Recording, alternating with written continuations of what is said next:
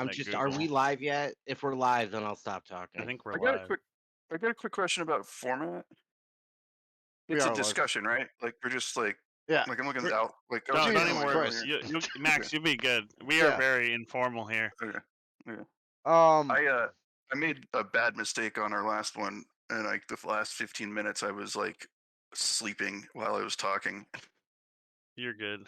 Yeah, you're fine. Look, Better than the times that I've legit fallen asleep. So I mean, like, but I have to narrate. I was like really forcing myself. I took my Seroquel like at like 9:30, and it really puts me on my ass.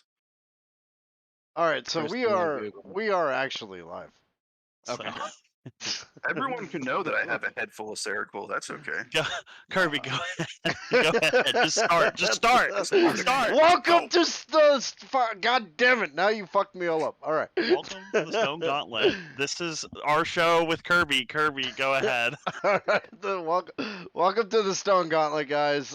This is July 2023. I believe we did. We did June in June, right? Yeah, we did June. But we didn't Yeah, post June until like posted July. it. It was Yeah, weird. last week. Everybody that's tuning in for the first time, the Stone Gauntlet is a series we run alongside Crook and Murder, where we discuss anime, video games, movies, and TV. Basically, a bunch of nerd shit. If that doesn't jive with you, go on to the Crook and Murder. If that does jive with you, stick around. You might learn something, or get yelled at by me.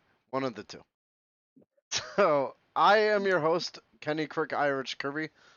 You may know me as the guy who also hosts Crook and Murder. I am joined today by my co-host Jordan, the anime expert. Yes, anime extraordinaire, Jordan Ravel, whatever you want to call me. And we have special guests today because Micah is taking a month off, so we're being invaded by Crook and Murder, or the rest of the cast of it. I have our new permanent co-host, Maxwell Murder. Yes, I'm Maxwell Murder. You may know me as the guy who is extremely disappointed that Nazi hunters don't exist anymore. I think you're not alone in that. I'd really like to punch a Nazi, like Well, I mean, Indiana Jones style. You can punch neo-Nazis, but I want to punch like a real SS officer in his like heyday. Yeah. You should have done that 10 to fucking 50 years ago. Yeah, because now they can just like fucking complain about it all day.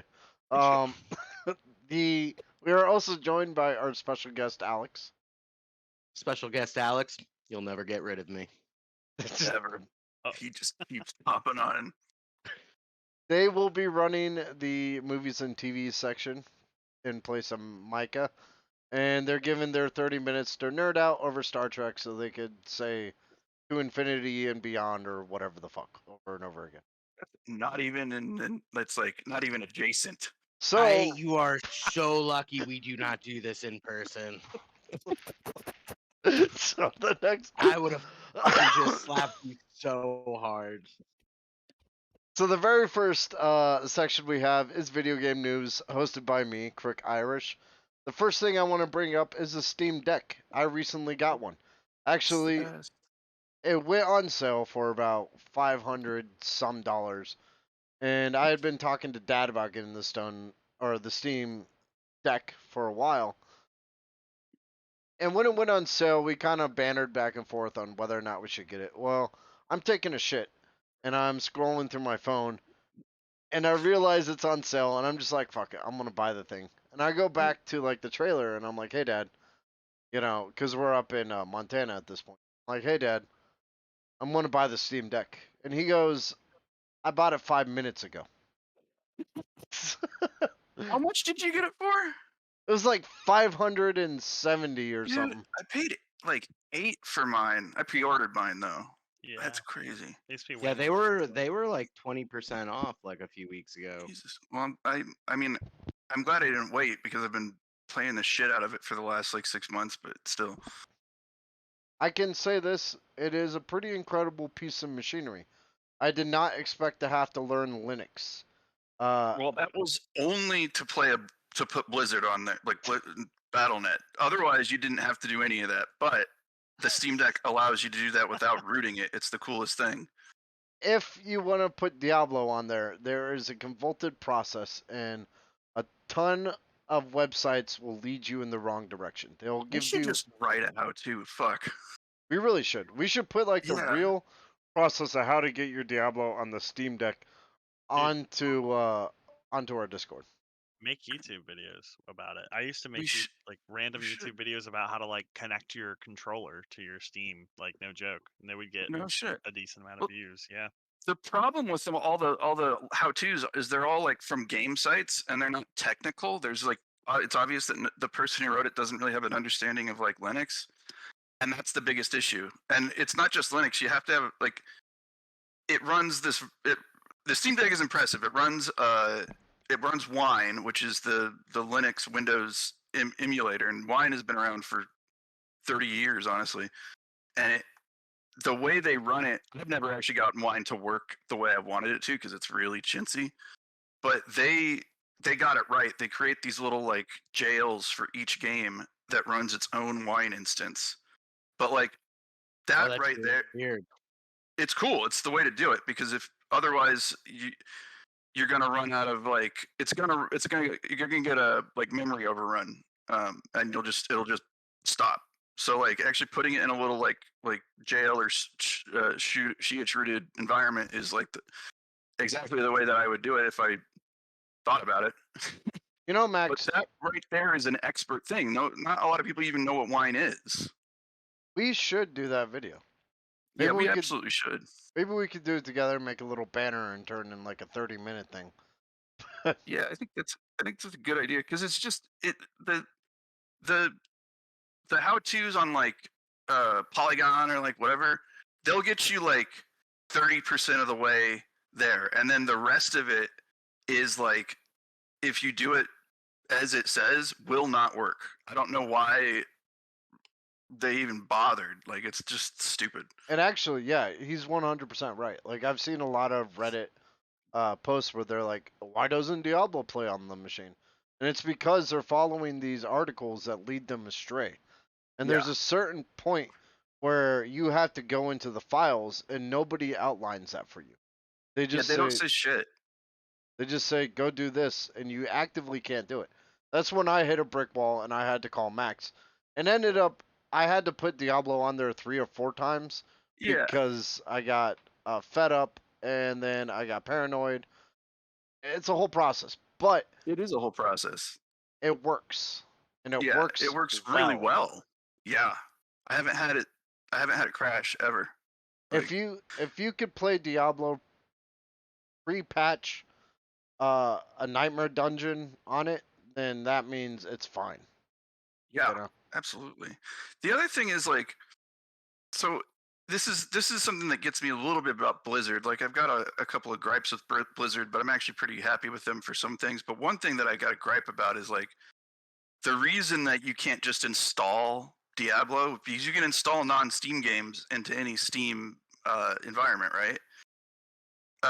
Except Blizzard games, because Blizzard, like Battle.net, in a way, is a competitor to Steam because you can't download Diablo on its own. You have to download Battle.net to download Diablo. Well, I was going to And- save this review for the end of the Steam Deck okay. section, but Sorry. Blizzard games are coming to the Steam Deck. I see that. I saw that. I was like, what? Overwatch? It's, Yeah, it's because they knew they couldn't fight the fucking tide, man. I mean, it's a problem if you can install any PC game except for Blizzard games. you Yeah, know? and it's like people were finding ways to do it anyway. So Blizzard was like, "Well, I mean, they that's- obviously want to do this, so And that's on Blizzard, not well, who makes Steam? Valve. Valve. It's not on Valve because Valve made a piece of hardware that is incredibly customizable. I won't even say hackable because you don't need to hack anything. You can boot directly into a Linux desktop. that actually segues really well into what the Steam Deck does perfectly, and that is it allows you to emulate. So if you Yes. try to break your Nintendo Switch or emulate on your Nintendo Switch, Oh, you Nintendo will fucking brick it. Yeah, Nintendo will straight brick your system. Valve I got encourages 2 it. because of that.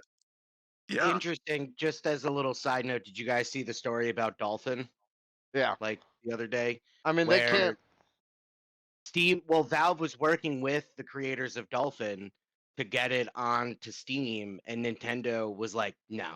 See, We What's don't want Dolphin? Is that the OS it's the GameCube. It's the GameCube Oh, emulator. right. And Right. Nintendo came down and was like, no. We don't want them making money off of this emulator. But you can still do it. You can boot You into can still do it. You just Yeah. can't do it via Steam. But Valve was working with the Oh. creators to bring it to the Steam platform. Well, Yeah, here's how Valve works. Valve is the parent that you're like, hey, can I sneak out at night? And they're like, no, you absolutely cannot. And then when mom turns away, he'll be like, hey, here's the keys to the back gate. Like, Not only no, they'd be like, here's the keys to the car. yeah, here's the keys to the car. Just bring it back in one piece. You know, it's like Valve doesn't give a fuck, but they knew that if they put our Dolphin onto Steam, Nintendo would come after them. So Hello. Hashtag Half-Life 3 Valve. Get off your asses. Didn't we say that about Half-Life 2 for like 10 years too? Yeah, well, I don't So- even think Half-Life 3 is in development. I don't If- think it is. It's not. if you want to play like fucking old Nintendo games without having to pay the exorbitant price of the Nintendo Switch, get a Steam Deck. Fucking easy as shit. You can boot off a fucking SD card if you don't want to boot into like Steam or Linux. You can boot into Windows on this thing. It's fucking wicked. It is literally a portable PC. I mean, it's actually the most powerful PC I own at this point. The specs on it, if you get the 64 gigabyte, you got an eMMC. Don't get that one. Yeah, don't get that Yeah. one. Super slow RAM. Start at the second one up. That's the 256 gigabyte. You're gonna get an NVMe SSD. That's a solid state drive. That means it's pretty quick. That's fast as shit. If you go up to the 512 version, you got a high speed NVMe SSD and anti-glare screen. Yeah, I got that one. Storage is also expandable via micro SD cards. I got one coming in the mail. They each of them have 16 gigabytes of RAM, a 7-inch screen, a Linux-based OS, 60 hertz of basically frames per second, Bluetooth support, and emulation support. The Steam Deck. Also, I just want to add something to the specs. It's got a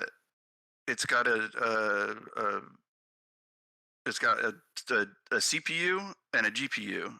This GPU, there's a gig of GPU RAM too. So it is, again, it's more powerful than the MacBook I'm talking to you on. I mean, my toaster's more powerful than most MacBooks, so It's a Mac. and that shit will still cost you $2,000 fucking dollars. Out of You know. curiosity, Max, This one came free from Verizon. what year is your MacBook? 2017, 2018. Okay, try using a MacBook from 2013. I mean, it and might then as well just be a fucking Yeah, Apple well- at this point. Dude. God, I would eat it. I would eat an apple right now. But yeah, it's got the AMD CPU and GPU. Both of them are custom from Valve. I can't remember if Valve bought AMD or if AMD just works with Valve all the time. But I like, would imagine that they just work together. I can't imagine Valve I thought owning one them. of the other thought about buying the other. I can't remember. It was a while ago. But yeah, they all of the Steam hardware, which has been lackluster to this point, has always had AMD chips. But like these chips are silicon gods. Like they were made for the Steam Deck. And Now, it's- Max, Oh, that's amazing. really sad. you've spent the most time with the Steam Deck out of all of us. What would you say are the pros and cons of it? Okay. So the pros, we've gone over it a little bit. The pros are that the Steam, so it has 2 modes to boot into, like off the shelf. You can boot into Windows off an SD card or something if you want. You can reformat the hard drive and then put it back to factory settings. They're super cool about that. But the Steam sort of partition is Steam, and it's just super easy to use, right? If you have a PC game that's not on Steam, you can install it. It's not Blizzard. Very easily from that. But I do like that. So like the Steam store is something that I've had on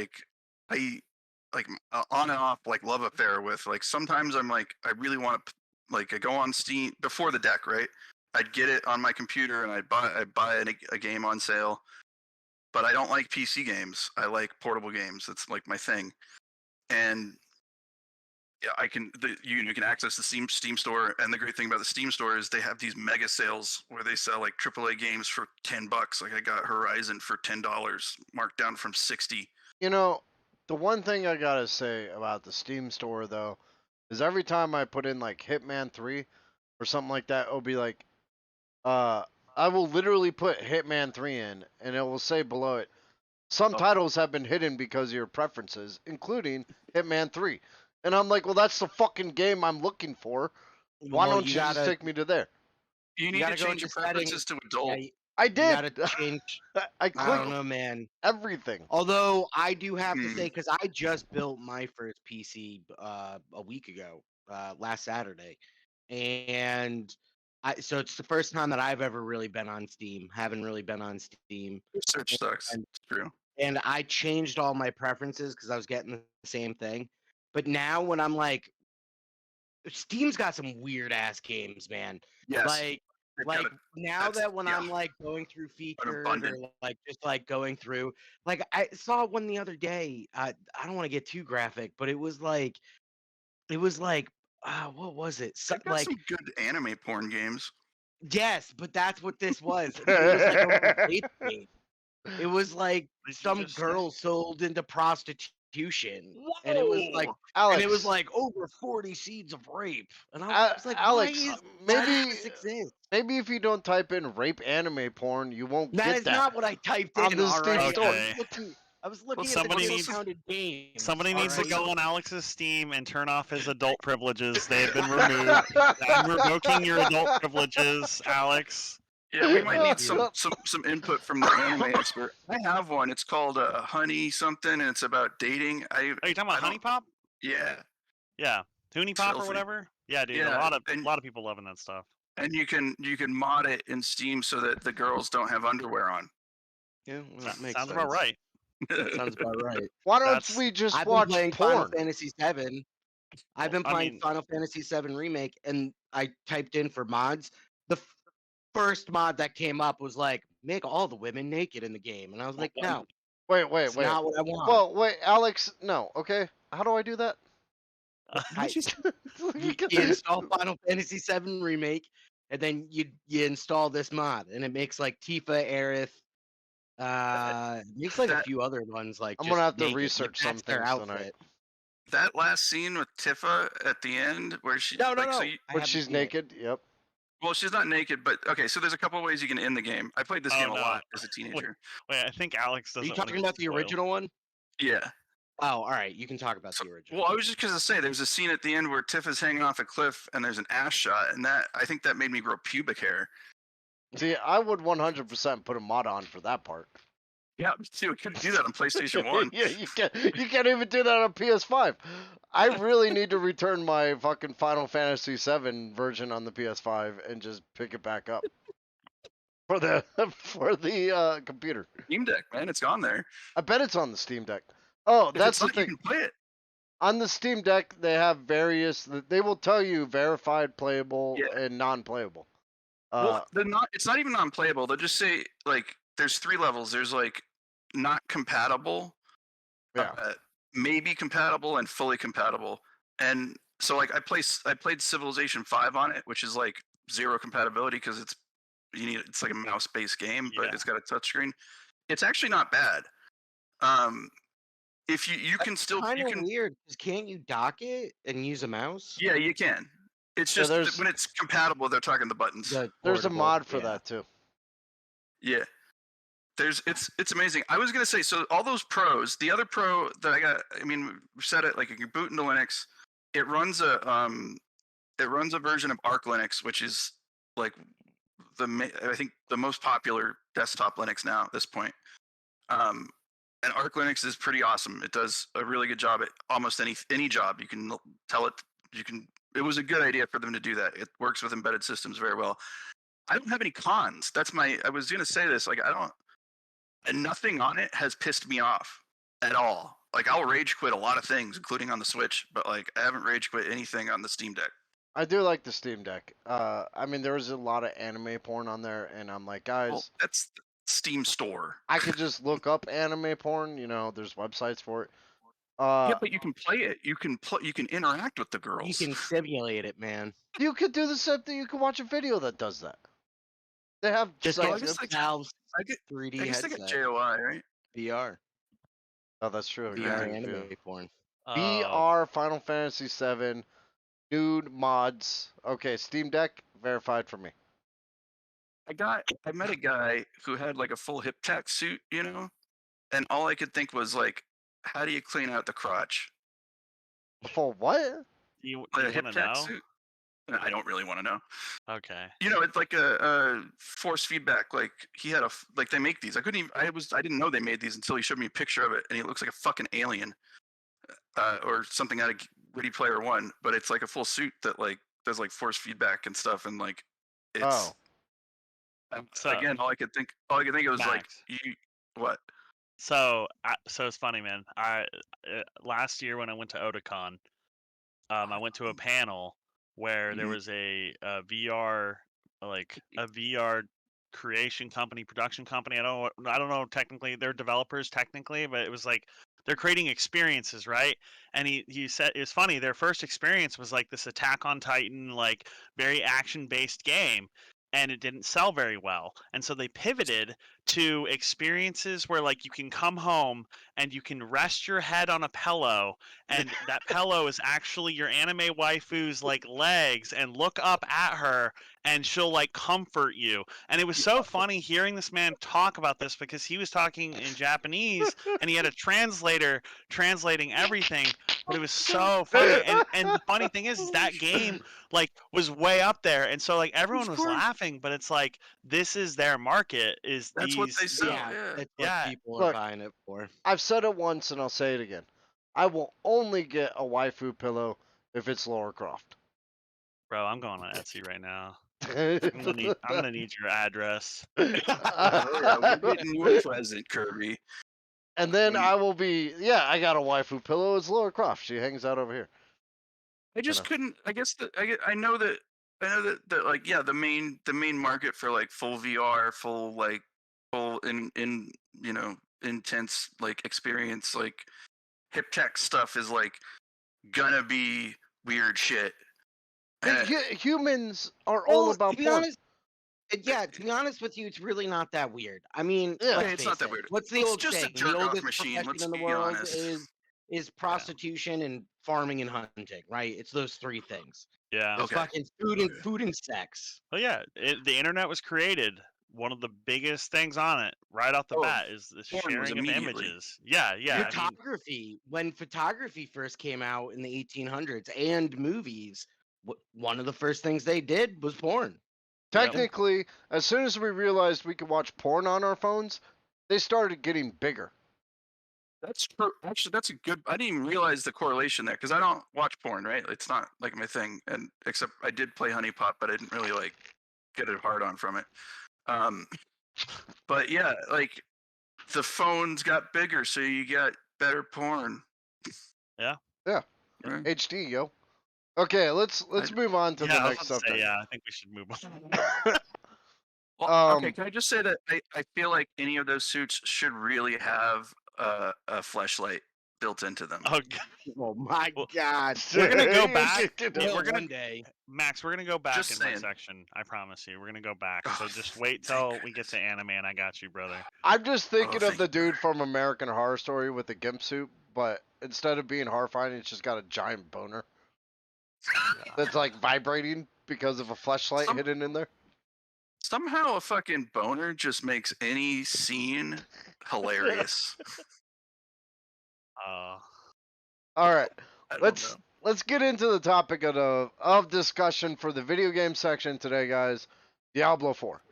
Now, Woo! I don't think I had put patch 1.1 after like the pros and cons of Diablo 4, but I don't think we could talk about Diablo 4 without talking about patch 1.1. Yeah, well, the So, season and all that, you kind of have to. so I'm gonna go on a rant here. Hear Do me it. out for a second, Rant, brother. and you guys are gonna you get the entire picture. After that, give me the point counterpoint. When Point, counterpoint. when 1.1 dropped, I was initially pissed because I was like, they hate fuck the sorceress again, and Blizzard really should start a Pornhub page for how many times they fucked over the sorceress. Railroad. But and I was caught up in that whole like fucking hype of it of like, oh, you ruined the game, and Nightmare Dungeons are harder and shit like that. But the next day I went back and I looked at the patch notes and I was like, actually, it's really not that bad. And here's my defense Yeah. of Blizzard for that point. One, yes, part of it could have been corporate. You know, Activision come down and be like, hey, slow down the game because people are shooting to 100 immediately. And guess who did that? All the fucking Twitch streamers that shot to 100 and broke the bell curve, showing them that they can make 100 within the first week. So the rest of us casual gamers, you know, are Want to hear want to learn the story? the what? Yeah. yeah. Yeah. And these guys are just like, yeah, I made 100, blah blah blah, you know. And then they turn around and boosted their friends up to 100, and all the other streamers. So suddenly, the rest of us who are like casually making our way through the game are fucked because these guys set the bar for when to reach 100 in the season. And I'm firmly in belief that the first month and a half was a test specifically for that. Oh yeah, without yeah. a doubt. Of course. They do But- that with WoW too. Honestly, they do with every big WoW drop. Like the people shoot straight up and then they nerf it. But that wasn't that like that That's not what they did here. that's part of the reason what happened. The other half, and I Mhm. came to the realization, was that Blizzard is actively trying to make it better. You know, I've read about all these people that are like, "Oh, Blizzard ruined my life," and Blizzard did this, you know, and it's like, Blizzard fucked my wife and took my children. yeah. And one person was like, "Listen, unless Blizzard buffs my mortgage and nerfs my paycheck, this has no effect on me." I like that person. I really like that person. And I was sitting there like, after reading that and looking at the patch notes, I realized what Blizzard was trying to do was even the playing field. A lot of people that weren't barbarians or druids would walk into a PvP area and immediately get fucking destroyed by a barbarian or a druid because those fuckers can reach up to 2 billion of damage. I didn't even bother with PvP because I knew that was the way it was going to happen. World PvP has its ups and downs. Yeah. But in this case, I didn't engage. So they were trying to even the playing field to make it more enjoyable for other players. You know, to give them an opportunity to face a harder game. And to, at the same time, when they nerfed the overworld enemies like 5 levels behind them, and this is the third thing that set off this patch, guys, it's you. It's all of you bitching to fucking Blizzard and being like, I don't feel powerful enough. It's all these little fucking Anakins walking around being like, don't underestimate my power, guys. I want to be a Jedi Master too. And guess what? They nerfed the fucking monsters to make you happy. And now you're pissed because they nerfed the fucking monsters. So make up your goddamn mind. For one, if you're going to be running around the overworld farming, my one question to you is, what the fuck? Yeah, why are you doing that? Yeah. That doesn't make any sense. That's stupid. If you're in tier 3 or above, the overworld is from point A to point B, unless you're doing a side quest. Or if you're doing whispers, maybe you're like going to a dungeon to do a whisper and you decide to do like 2 on the way. Yeah. So Right. Yeah, it's like the more you bitch, the more you're gonna like fuck shit up. Stop.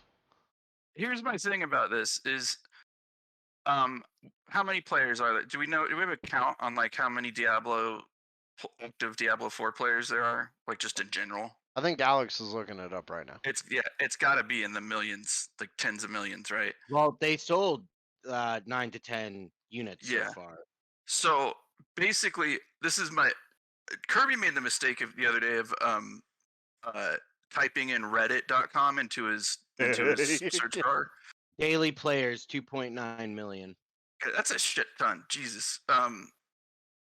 Like it's the people that complain. I guess okay, and I'm not like in the game scene. I don't watch Twitch. I've never understood Twitch except for what we do and Magic the Gathering. I don't want to watch other people play games. I want to play the game myself. But it seems to me it's like the sort of like cream at the top of the milk that's complaining, like the 10%. And this is the problem with the entire world.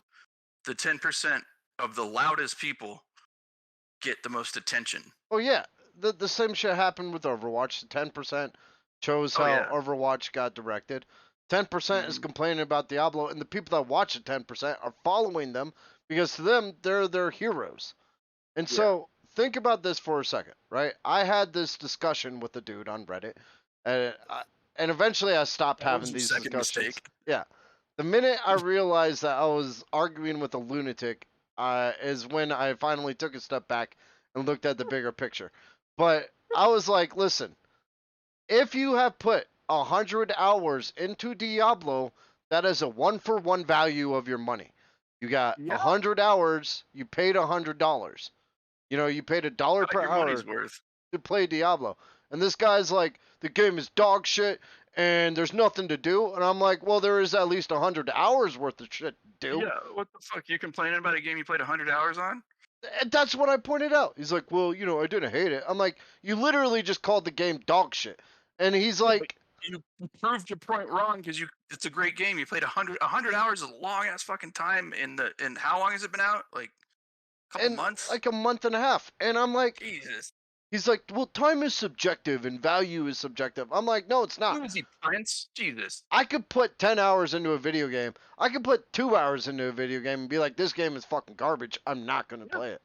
You know, I'm not going to waste my time on it.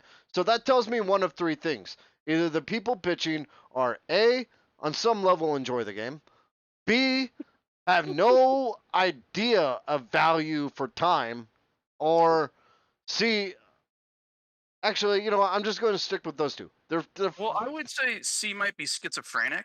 Yeah, possibly like a mental problem, like a developmental problem in their brains.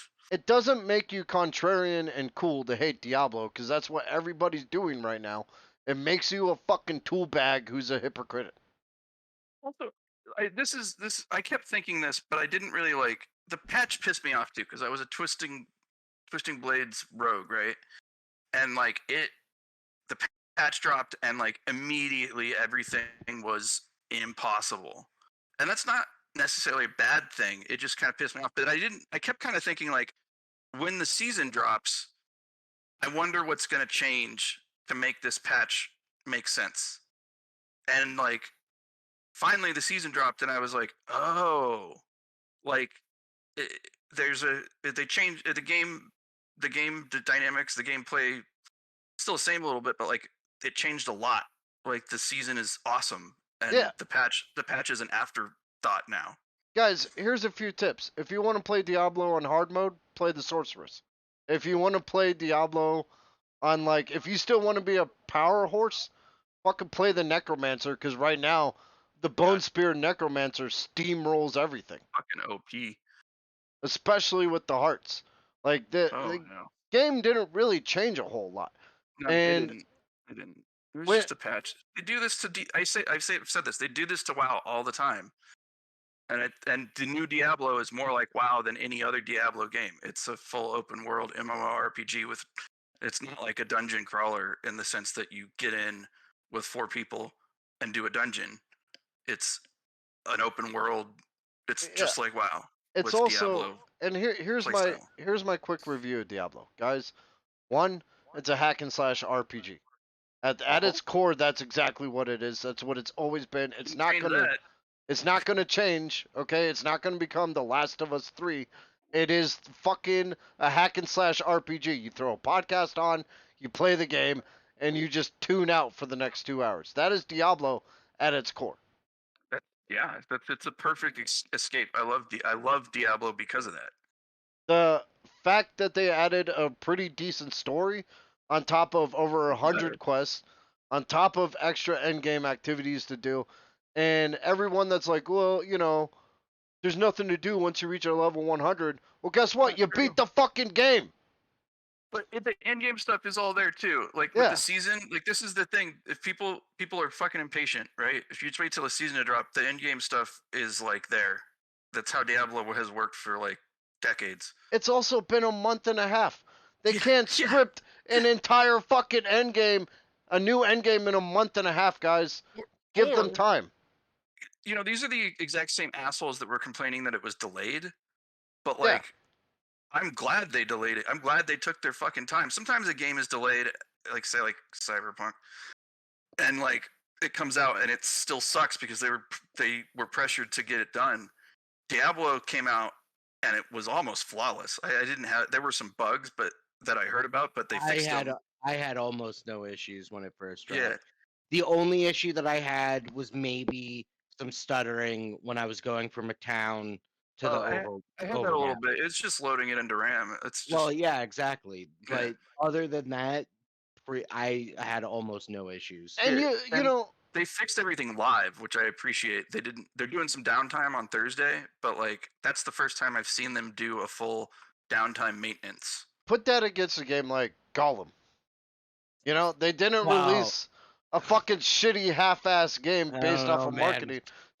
Gollum might be. I haven't played it, Oh, but man. it might be considered one of the worst games ever. It might be on the level of ET dog shit. Yeah. Oh my god. Oh. So they released a game. It's Gollum. playable. It does its thing, and now I'm gonna get Playable. to the point where I'm gonna fully defend Blizzard, and Do that's because of two major things. One, there was a forum post about this guy that was talking to his coworker, and the coworker reached like level 70 or something, completely unaware of the patch, and he's like, "So what do you think about the patch and shit?" And the guy's like, "I don't care. I like the game. What? I'm level 70. I'm still tearing shit up. When the season starts, I'm gonna start a new character." This dude is completely unaffected by this. So Yeah. I took a hard turn there, and I looked at it, and I looked at the overreaction, I looked at the patch, and I realized what we are doing is borderline Pokemon IV breeding, in which it's fucking insane, and it's getting way too in depth. Just play the game. Wait, Pokemon what breeding? IV breeding. It's when you breed your Pokemon over and over and over again to get the perfect stats, and it can drive you insane going for it. Oh yeah. It's like taking I've done shit like that. a fun games. game on the surface and turning it Sounds into math. really unethical to just breed all those animals like that. What do you do with the ones that are no good? Yeah, dude. I'm just like kill scared to them off. ask. Yeah. Well, you I don't know, get it's like roast them over a campfire. extra shots out of them. Make the perfect Pokemon. by killing them. So the other thing that like swayed me No, over. So the other thing Very unethical. They're not zygotes. They're people. that swayed me over to Blizzard's side was their fireside chat. And now, hear me out. Right? Watch it. When I watched it, I sat down and I watched them. And one, Blizzard doesn't have to tell you shit.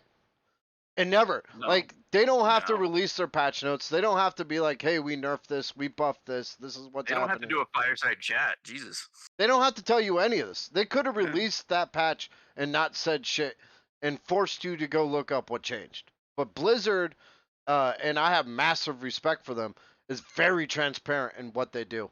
And for that, I kind of love the company. Yeah, I like. Okay, Blizzard, Activision, whatever going on there, but like Blizzard proper, like the sort of tentpole games that they have. Like I haven't played Overwatch, but I hear good things. But like I was a serious WoW player from the very beginning. I got it when it first came out, and like I was a serious like progressive raider for a really long time. And that shit back in the day took like, talking to people.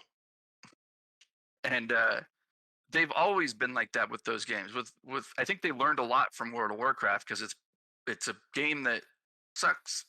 I mean, I personally don't like it. I like the classic. Haven't played it really, but that's a game that's been out for 20 years. I think 2002, I want to say. And when they release a patch, so they'll drop an expansion and release a patch after the expansion. The patch after the expansion is always to fix like classes or builds that are like way too OP, because it happens. Like they'll release something, and at the end of the day, World of Warcraft and Diablo are on the bottom. Like if you take out the graphics and stuff, they are a text-based D&D game. All of the attacks are D&D rolls. So like that's an easy thing. It's statistics. It's an easy thing, kind of like skew, right? You just change one thing, and all of a sudden your fire wizard is like doing DPS more than like 10 times anybody else, and then they fix it, right? And like World of Warcraft players have gotten to the point where like they just know that's going to happen. They know something's going to get nerfed. It's going to happen. I think Diablo 4. I think people are just. It's a new game, even though it's a continuation of a tentpole franchise. It's people will get used to this, hopefully. Yeah, because it's how they do things. I think the big, now that you say that, that makes a lot of sense, especially coming from this is the first live service Diablo game, right? Exactly. So the player base is not used, assuming that they don't play World of Warcraft or any other live service games, they're not used to this life cycle of a live service game of constantly having to rebalance. Exactly. Or they are, and they're used to like shit like Call of Duty and Fortnite, and they're like, maybe they're assholes. why isn't this the same game over and over and over again? Guys, heads up. This is a little secret, okay? When you buy one Call of Duty, you've bought the same Call of Duty for the next 10 years. Yeah. You're good. Oh my god. You don't need special ops. You really don't. No, you don't. You don't need fucking Modern Warfare 3000 or whatever the fuck is coming out. Well, I mean, I would buy Modern Warfare 3. But you don't need Black Ops. You don't need like all these different variations of the same fucking game with Nuketown and every single one of them. It's the same map. They're just reusing it. One of them they made like they made that you could fly on one of them. No, fucking hurrah! Look, I noticed. Yo, that was the best one, Max. Was it? Advanced Warfare. That was my favorite. Well, I thought it was just a ripoff of what's that game? Titan something. Titanfall. Titanfall is so like, man, that is one of my favorites. Like I love Titanfall. I love mechs, dude. Honestly, I wish I actually had a mech anime or manga in my panel for this today. But one thing I wanted to bring up is, have you guys heard of BattleBit? Yes. No. So BattleBit Remastered is, and I don't know why they call it remastered, but it's essentially like this is what drives people away when I say this initially, is I essentially say it is a Battlefront game, but it kind of looks like Roblox. I see that. This is bitchin'. But the reason why it looks so bad is they really emphasize like trying to have the least amount of desync, trying to have the best hit reg, trying to have like more fun. Everything's destructible, and they do a really good job. And like it even took me a little bit. I was like, I don't know if I want to spend $20 on this. And then finally I pulled the plug. Amazing. Check it out. I bet you it'll run on the Steam Deck. Well, the first thing that came up when I put on it was the Steam store for it. I'm with Jordan. I recommend it. I've only played it like maybe 2 hours worth of matches, but I highly recommend it. It's $50 on Steam right now. Yeah, and they have maps. The biggest maps are 250 44 players. Yeah. It's 172 players on This each is team. what Battlefield was Wanted to back in the be. day. Yeah, I meant to say Battlefield, not Battlefront. My bad. It's well, actually, Battlefront they It's made They're, Battlefront they're 2. basically But the like same thing. Battlefield was. I loved Battlefield up into Battlefield 1.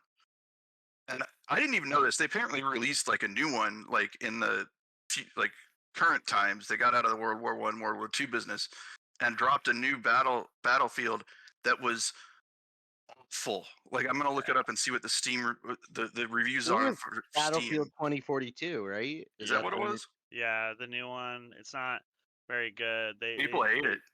They tried to chew too much. They tried to basically they wanted to make something where you could like literally have one side be World War II soldiers versus like modern soldiers.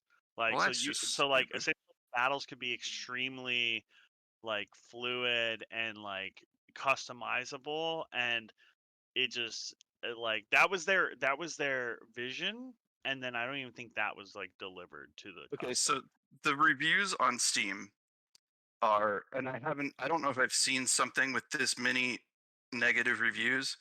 It's got 149,000 reviews that are mostly negative, which on Steam means like they're all negative pretty much. That is a terrible game. Which one's that? It's Battlefield Battlefield. 42. Oh, Yeah, Battlefield 2042. I didn't know they even released this. I think they dropped it and then just didn't. They were like, oh shit, we fucked up. Yeah, So- and they promised a lot more than they could because they were gonna have like weather effects and like natural disasters hit the maps that just never when the So, game launched, just to- never. After looking at BattleBit, I'm buying BattleBit. It's really good. To quickly bring it back to Diablo, yeah. Sorry. because Sorry about that. there's a couple things I still got to touch on. One, and this is like the final tipping point for me, was when I watched the fireside chat. The developers were defeated. You could tell the three of them were exhausted. They were tired. One of them actually looked kind of pissed, and I'm sure. They get a lot of flack.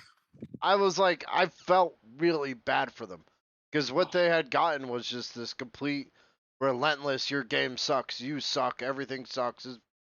This company is bullshit and all this. And it's like it's not. It's a decent game, guys. These are people that worked on this thing for years. Yeah. Like this is their baby. Like I get it. I would be defeated too. Like I've never written software on that scale, but like if I wrote software in every single or not every single, if I just got like a death threats, I'd be really sad. So congratulations. Yeah, hey, way to make some people that worked really hard to make you happy feel like shit. Yeah, that's basically what it boils down to. Is like these guys worked incredibly hard to bring this game to you that we as a consumer demanded for, and only to spit in their face and be like, this game sucks, because they released one patch that they've already walked back, and they're already starting to work on making it better. I feel incredibly bad for those guys now. I didn't know that when you said that made me feel just like, that's bad. That entire video told me everything I needed to know about the patch. And it's not some big conspiracy within the company to fuck over the consumer. It's that these guys are actively trying to make a game that you'll be happy with. And they're listening to you. So cut them some fucking slack. It took more than 6 years to build that game. They worked 6 years. I've never worked on a project for that long. A single project, like a one, and that's not just developers, that's writers and like artists. This is like really making me angry because 6 years, but they're still working on it, right? Oh, I know. This is a 6-year thing expansions forever. They're gonna come out with more classes. Yeah. Like this is an ongoing, so it's 6+ years. Yeah, game development is a shitty job anyways. You don't gotta give them shit. This isn't N64 error, okay? You didn't buy one game that's never going to get better. They are literally patching the game. And they got flack for patching the game. We told them no, which is where it should have stopped. But then we went overboard. We need to dial that back because we're basically tearing into other people's lives and coming to their place at work and basically screaming at them. Well, it's like I don't know how to put it. Like I just couldn't imagine like working on a project for 6 years that's gonna be indefinite. You're gonna lose like if fans or players of the game who are actively playing it angry for some reason uh, are gonna be like this dickish. You're gonna lose the best developers because they're gonna leave because you berated them. And then guess what? Like We got Call of Duty again. yeah, and then we're back to Call of Duty. So cut them some slack. Guys, I don't want to burst your bubble, but no one ever left Call of Duty. Biggest franchise yeah, of all of gaming. Well, No one. No, on it's their one the left. it's the Call of Duty model that's like Yeah. you know, and I can tell you this in a nutshell. This is exactly how it goes. They release a broken game sometime in like fucking November, and then they somewhat fix it in March, and then by the time they fix it, come September, they're already talking about the next Call of Duty coming in November. That's a good point. Actually, and I will say that we do know that everyone left Call of Duty at some point because Activision was reorganized because they kept employing perverts and not paying women enough and doing all the shit that game studios have done for years. So I'd say a quick review of the game. The story's great. The action is fantastic. The end game is fun. The game is actually fun. If you like action RPGs, play it. If you're burned out on Diablo, go play Baldur's Gate and then pick it back up in another season. But just back the fuck off. Or just, I don't know. Malignant Hearts is really good, by the way. I really like this season. It's different than any other Diablo season I've played. And I've played since 2. Like it's a good season drop, I think. Good. Unless Diablo breaks into your house, kicks your dog, and fucks your wife, maybe just cut Blizzard some slack for a second. What if I wanted to do that? Oh, Then I'm sure the kill them. developers will come. If you call one of the developers, they'll come to your house. Yeah. They'll. It's like DoorDash. Hey, I would like you to steal my family. And I think that's all I got on Diablo. Does anybody have anything else? It's great. It's great on the Steam Deck. I'm so sad I don't have Twitch open to get a clip of Max saying that. So I'm gonna remember how far we're like 45 minutes in. I'll find it. No, I'll find. I do the editing. I'll send it to you. Oh, thank you. Yeah, no sir. problem. Alex, do you have a different opinion, or do you want to talk about it at all? He hasn't played the I don't season. really have a different opinion. I mean, I have played. I really, when the patch first came out, I was a little upset about the experience nerf, but I was already kind of moved on from Diablo 4 at that point. Like, Yeah. not moved on in the sense like I'm never gonna play it again, but like You chose kind of a late. The Druid was a bad choice, I think. it was. The Druid was Yeah. kind of boring, to be honest with you, when you do that build. So like I played 80 hours and got to level 63. And so I didn't really have like skin in the game because at this point, like I said, I'm playing Final Fantasy VII. Baldur's Gate 3 comes out August 3rd, and then Starfield drops August 31st. Well, I guess technically September 5th, but Baldur's Gate's gonna take me away from Diablo. well, yeah, and so I really had no skin. It's like, all right, I know they're going to be doing seasons from years from now on, so why am I going to have a fight in this patch because I'm not playing it right now? By the time I play it, they're going to change it, Yeah. and Just a So- last word on Diablo. I want to say, like, people have the shortest memories ever. Do we remember when Diablo 3 dropped originally with the fucking store, with the real money shit? Like, that couldn't was log in for the 2 days. that was a disaster. That guy is never working in the game industry again. Yeah, dude, man, you just brought back some memories. I forgot about the real Right? money store in Diablo 3. I knew this Chinese guy I worked with who told me that he had bots running on that. He was really pissed when they took it away. Honestly, like Diablo 3 is a perfect example of how Diablo launches. Diablo 4 did not launch nearly as bad as Diablo 3. It's like launched great the- though. No, It it launched yeah. launched perfect. great. Like I It's don't Yeah. even think it you was need to fucking say nearly as bad because it didn't launch bad. yeah. It's a Mhm. good game, and the point is though, like by the time Diablo 3 hit console, and like console players were jacked and PC players were pissed because they still hadn't gotten the patch that the console players got by default, the game was completely different. And then if you Mhm. fast forward, because I remember playing it on console, and all I could do was the story mode over and over and over again, and that's all I Software was did. horrible. Yo, can I get some help here from you guys? What's up? So Yeah. I want to ask. So, and okay, I'm going to tell you my opinion, and then and then I'll ask you a question. Essentially, like, because I think I'm wrong, and I think I know I'm wrong. Let's hear it. I feel like the Diablo 4 story and the Diablo 3 story was not as mystical and captivating as the Diablo 2 story. It was that just because I was a child when I played Diablo 2? Or like cuz I feel like Diablo 2 just had like this mystery thing to it where like every act I was like, "Oh my god, like I can't wait to discover what the next Yeah, thing is." And like I, I don't feel like you're I've actually right. rediscovered I that. agree with you. Yeah, I would actually agree with you on that. My only complaint about the Diablo 4 story is you knew what you were doing the whole time, right? That Yeah. which speaks to the mystery thing. Yeah, And it felt a little disjointed, right? So like I'm all the acts were good in of themselves, but they weren't like acts 2, 3, and 4 weren't really like connected to one another in Yeah. any I because you're just trying to find Mephisto, right? yeah, Like or not I Mephisto. did like the hate guy. Uh, uh, I did like what they did with the zealots. You know, the Christian zealots. They weren't really Yeah, Christian.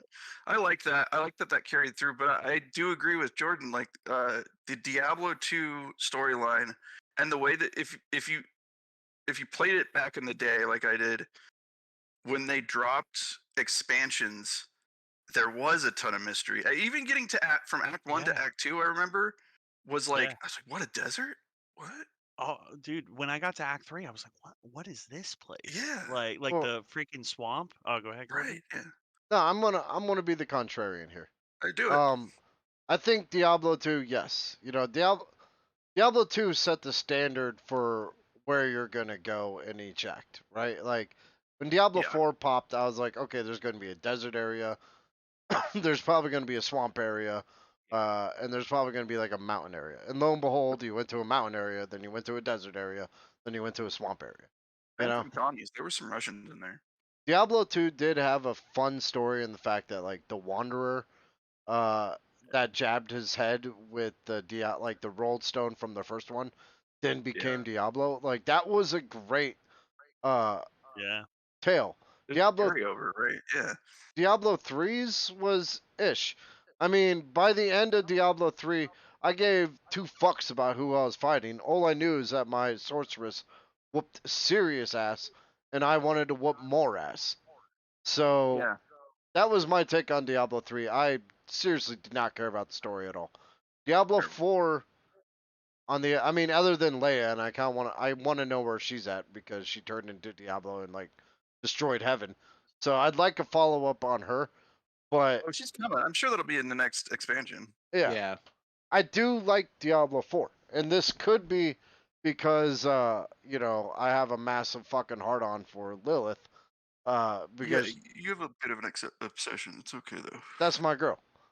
But I like the cinematics. I did like the kind of overall idea that you know is Lilith really bad, and to an extent, she wasn't. I mean, they could have done a No, I mean, no, she is bad. I mean, Well, I and like that. she's just less. I like It's the way it just played it. out. It's she is bad. It's just her actions are understandable Yeah, Lilith had the and Thanos relatable. complex, although she didn't have it as well as Thanos did. See, Thanos in the films, when he snapped his fingers and like did away with half the universe, half of the people that saw that film walked down and went, "Yeah, he was right." You No, know, I don't disagree with him. Well, But, I mean, he could have also snapped his fingers and just given everybody 200% more resources or but 200 more. I yeah, mean, okay, he literally okay, has the fine. power to do the exact opposite of what he did but to solve the same fucking problem. Thanos So, Thanos That's a good attacks point, the actually. knot with an Arthurian like attitude, like just cut the knot in half. You Well, know? he's not he's not an altruist. If he were, he would do exactly what Alex just said. yeah, Yeah. no, I get it, but it's just like that's the one thing that bugged me about this. I was just like, you literally have the power to do anything. Well, So why don't you just solve your problem doing the opposite? Like I don't just make it thing. make an infinite amount of space for everybody. But What the fuck? Yeah, I do Like like cool the temperature on Earth or something. I do like the fact that Lilith came down and she wasn't about like just kill everybody. She was like, I want to empower these people, which has ties to biblical references, because yeah, technically, Lilith being like the first daughter of Adam has tons and tons and tons and tons First of kids. wife of Adam. it Or First the does, wife first of right? wife, Adam. But yeah. the one, Yeah. and we should probably move on soon. But Because if we start talking about Kabbalic mysticism, we're never gonna yeah, get past but this. Yeah. the one thing I do want to say is, you say like Lilith wanted to empower people. Yeah, she did, but not for their own sake, right? Like not for them. Like it She was wanted to for kill the her. guy and become a person, right?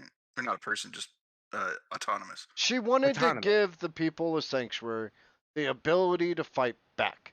And Yeah, like, but not for their own good. It yeah, for wasn't. their own good, because she was No, it tired of wasn't. seeing No, demons and no, angels fight. no, Listen, no. okay, It was just for her because own just freedom. because my girlfriend occasionally causes mass fucking homicide and Yeah. and you know Kirby has a waifu pillow of Lilith, and I have to say that if I He's were got lucky enough, Mormon. He's got Laura Croft on one side and Lilith on the oh other. fuck yeah! it's the If perfect I room. were lucky enough to have Lilith as my girlfriend, I wouldn't blame her for doing the things she did. I mean, you No, wouldn't, that's because what I'm she'd kill saying. you. I don't blame her either, man. Like, but to call her good or to say that she's trying to like help out humanity, I don't know if you can go that I far. just got this picture in my head of Lilith coming home from a hard day of work to Kirby and be like, man, I murdered so many fucking angels. Can you just rub my feet?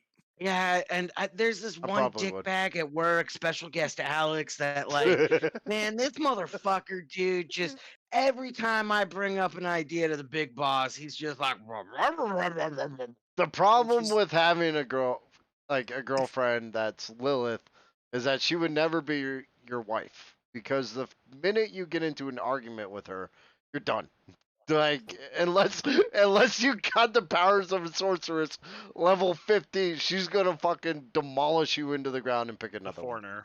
Well, that's Yeah. why you gotta be a little simp with her. You gotta be, not like a big one. You just gotta be a little bit like, baby, it's all right. I get it. You know, you do a 10th step. Everything's cool. And then she won't obliterate you. She'll probably lay down. She might not have sex with you because she's had a hard day. But over the weekend she'll put out and things will be good. You'll go see like a movie or go to a museum with her, and her wings are down and everything's good. I'd be like, hey, can you pop the wings?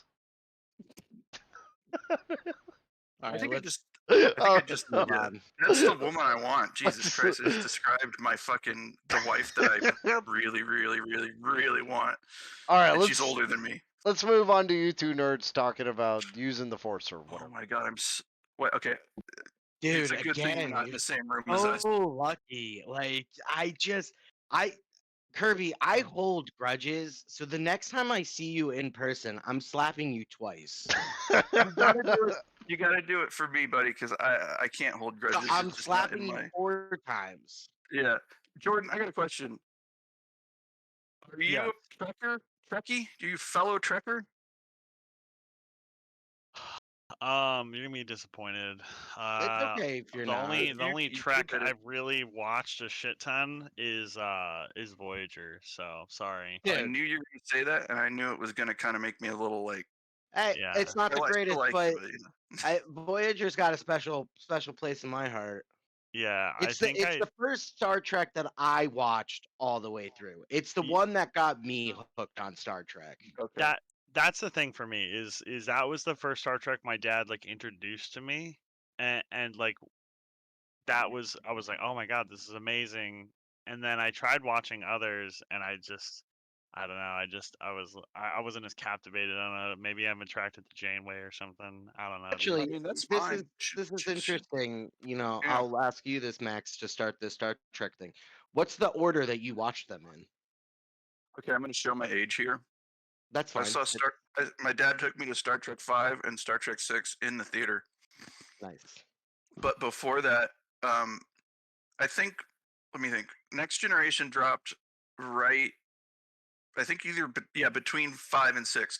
Star Trek 5 is a terrible movie. It is directed by William Shatner, and it is, That's the where Wales it one, start, right? no, that's 4. That's Voyage Home. Star Oh. Trek 5 is the one with the fucking fan dance that Uhura does. That's all I remember from it. It's terrible. Star Trek 6. Oh, is that the one where they're like in the desert where Spock's Yes. brother like wants to be Yes, God? Cyborg. Yeah, all right. It's the all right. stupidest thing. Again, directed by William Shatner. It's funny. Yeah, This the is final a theme. frontier. Yeah, this is a theme that goes through all of the series. Is that whoever's playing the first officer is also an amazing director. Leonard Nimoy directed the best Star Trek movies. What's his face that played Riker? Is still directing stuff. Jonathan, yeah, Jonathan. It's not Franks. Frank's. Yeah, but I Is don't it think Franks? technically it's Frank's. Okay, we'll I'm look it up. gonna. I mean, Frakes. There's no N. Frakes. Franks. Okay, The- John Franks. He's still directing Discovery and Strange New Worlds. The Yep. first officer is always the good director. the one Star Trek I remember was when like they had to go back in time to break their Watch it. friend That's out of Voyage. prison. That's Voyage. Huh? Wait, what? Oh, Was it a okay, movie alright. or Or was it an their episode? it was a movie. They like their godfather was imprisoned, and so they had to use a time turner, and You're making me angry. they jumped on a hippogriff to go up and Yeah. bust him out of the jail cell. Motherfucker. I'm gonna just. Is I there know a we're way gonna to boot him? Can we boot him? Well, No, yeah, can we boot him? no, I think we can. I think we can. I think- Report him to Discord for just. I muted him, so I can't even This is hear him anymore. I don't even know what he's saying. Okay, It's just, I'm gonna I tell muted you him. the plot. The plot to Voyage Home. All right, and it picks off right where Search for Spock was. Spock died. He came back to life because of the Genesis project, and Voyage Home was them. The Enterprise was destroyed in 3, so they commandeered a Klingon bird of prey from Christopher Lloyd. By the way, played that Klingon who killed Kirk's son. Funny little thing there.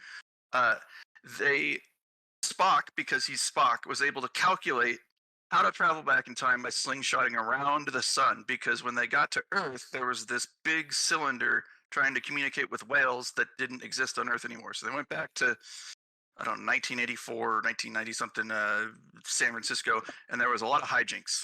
It was great. That's Voyage Home. There was no time turner or hippogriffs. It was pure science. Yeah, Okay. dude. Let's talk- Fantastic. But let's talk Strange New Strange New World. Worlds. The newest one. Okay.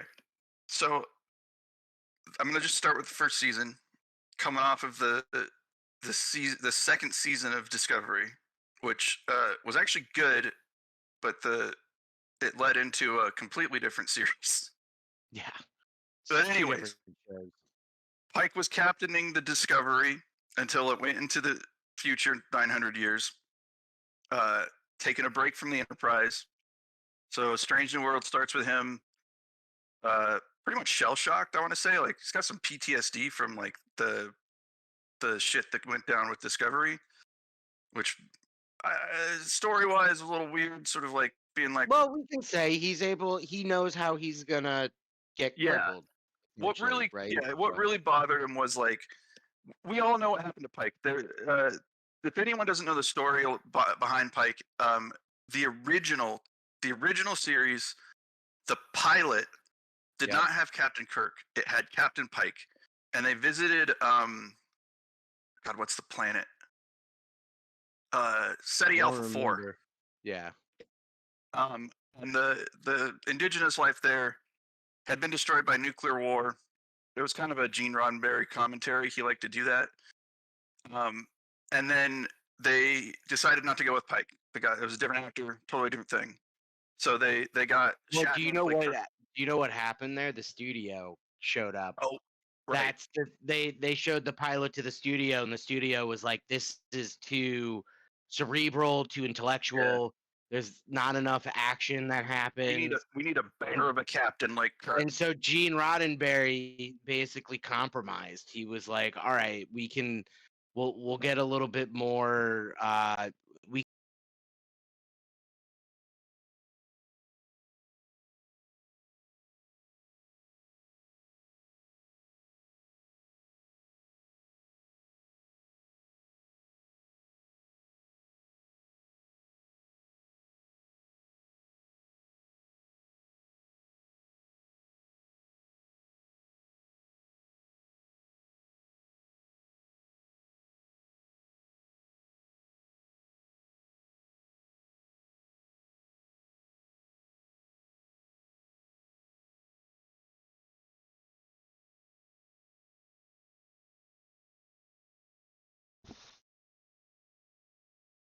Hey guys, sorry, there was a technical difficulty.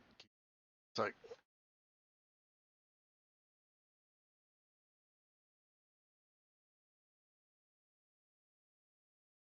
Let me text Alex. hold on. When did I leave? Because it looks like Just now. Just now. okay. Yeah, it actually looks like it's still up, and there is still sound. Okay, yeah, we weren't sure if the stream broke. Everything all right? How long was I gone? Not got long, like maybe 30 seconds. Yeah, not long at all. Okay. yeah, So- and I saw it on my phone, so I decided not to go. Okay. Break. Okay. Okay, so I'll just go back to Pike a little bit. So Pike was in pilot. Roddenberry reconfigured things, but in Roddenberry fashion, he felt like he had to bring Pike back and explain that. He really liked. Roddenberry was a really interesting writer. He was dead set on an episodic show that had a reset. Like the original Star Trek does not have a storyline that follows more than an episode. But he has this kind of like, or had, I'm sorry, he had this sort of like way of wanting to tie things up. So he brought Pike back to basic as it was basically a military tribunal with Starfleet to figure out what to do with him, because when he brought him back, he was in a black wheelchair that moved. His face was burned, and he could only communicate with a little light on his wheelchair. This is an honest Star Trek question. It's not a joke. Not a Okay. joke. Let's hear it. I know they just shot Roddenberry into space. Is he the first of the crew to get put into space, or didn't Leonard Nimoy ashes go up there as well? Roddenberry was the creator and writer. Yeah. But I don't know. Did they shoot his remains into space? I know they did that with Nimoy. He died in the 90s, so I don't know if they really had the like wherewithal to do that. There was no like SpaceX or anything, you know. no, I mean I think they just did it. If anybody Oh. wants to see what it looked like, Oh, you finding the you guys picture of want to see that? Pike and the Yeah.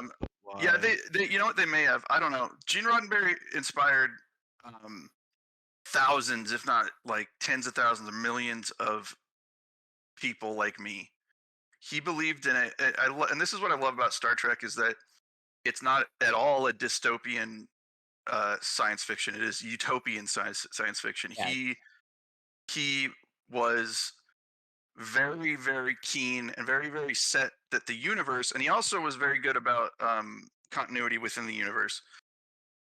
Within the universe, that the Federation and Starfleet are what I believe human ideals should be: a sort of socialist utopia where money has been removed, and people are motivated by their passions.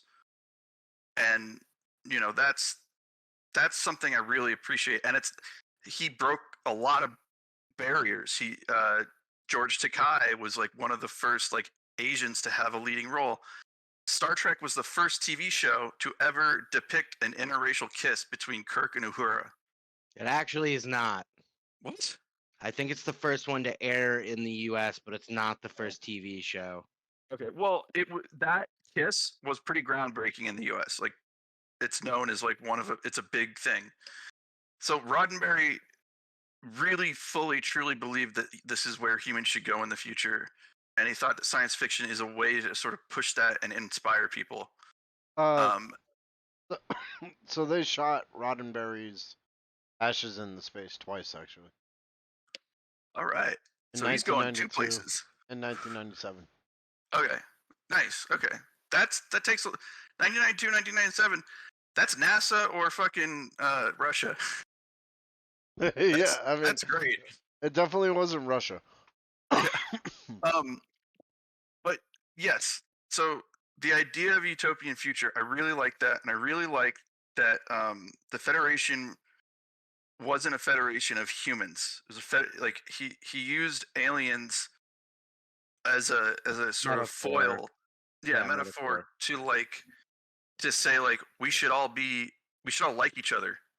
There was still wars and stuff. There was still fights between the Klingons and other races that like weren't keen on the Federation. But yeah, to be fair, because just to be a well-rounded discussion, there are valid complaints that the aliens are stereotypes, right?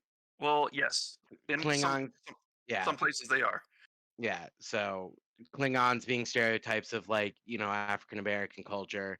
Well, they got a lot of black people to play them.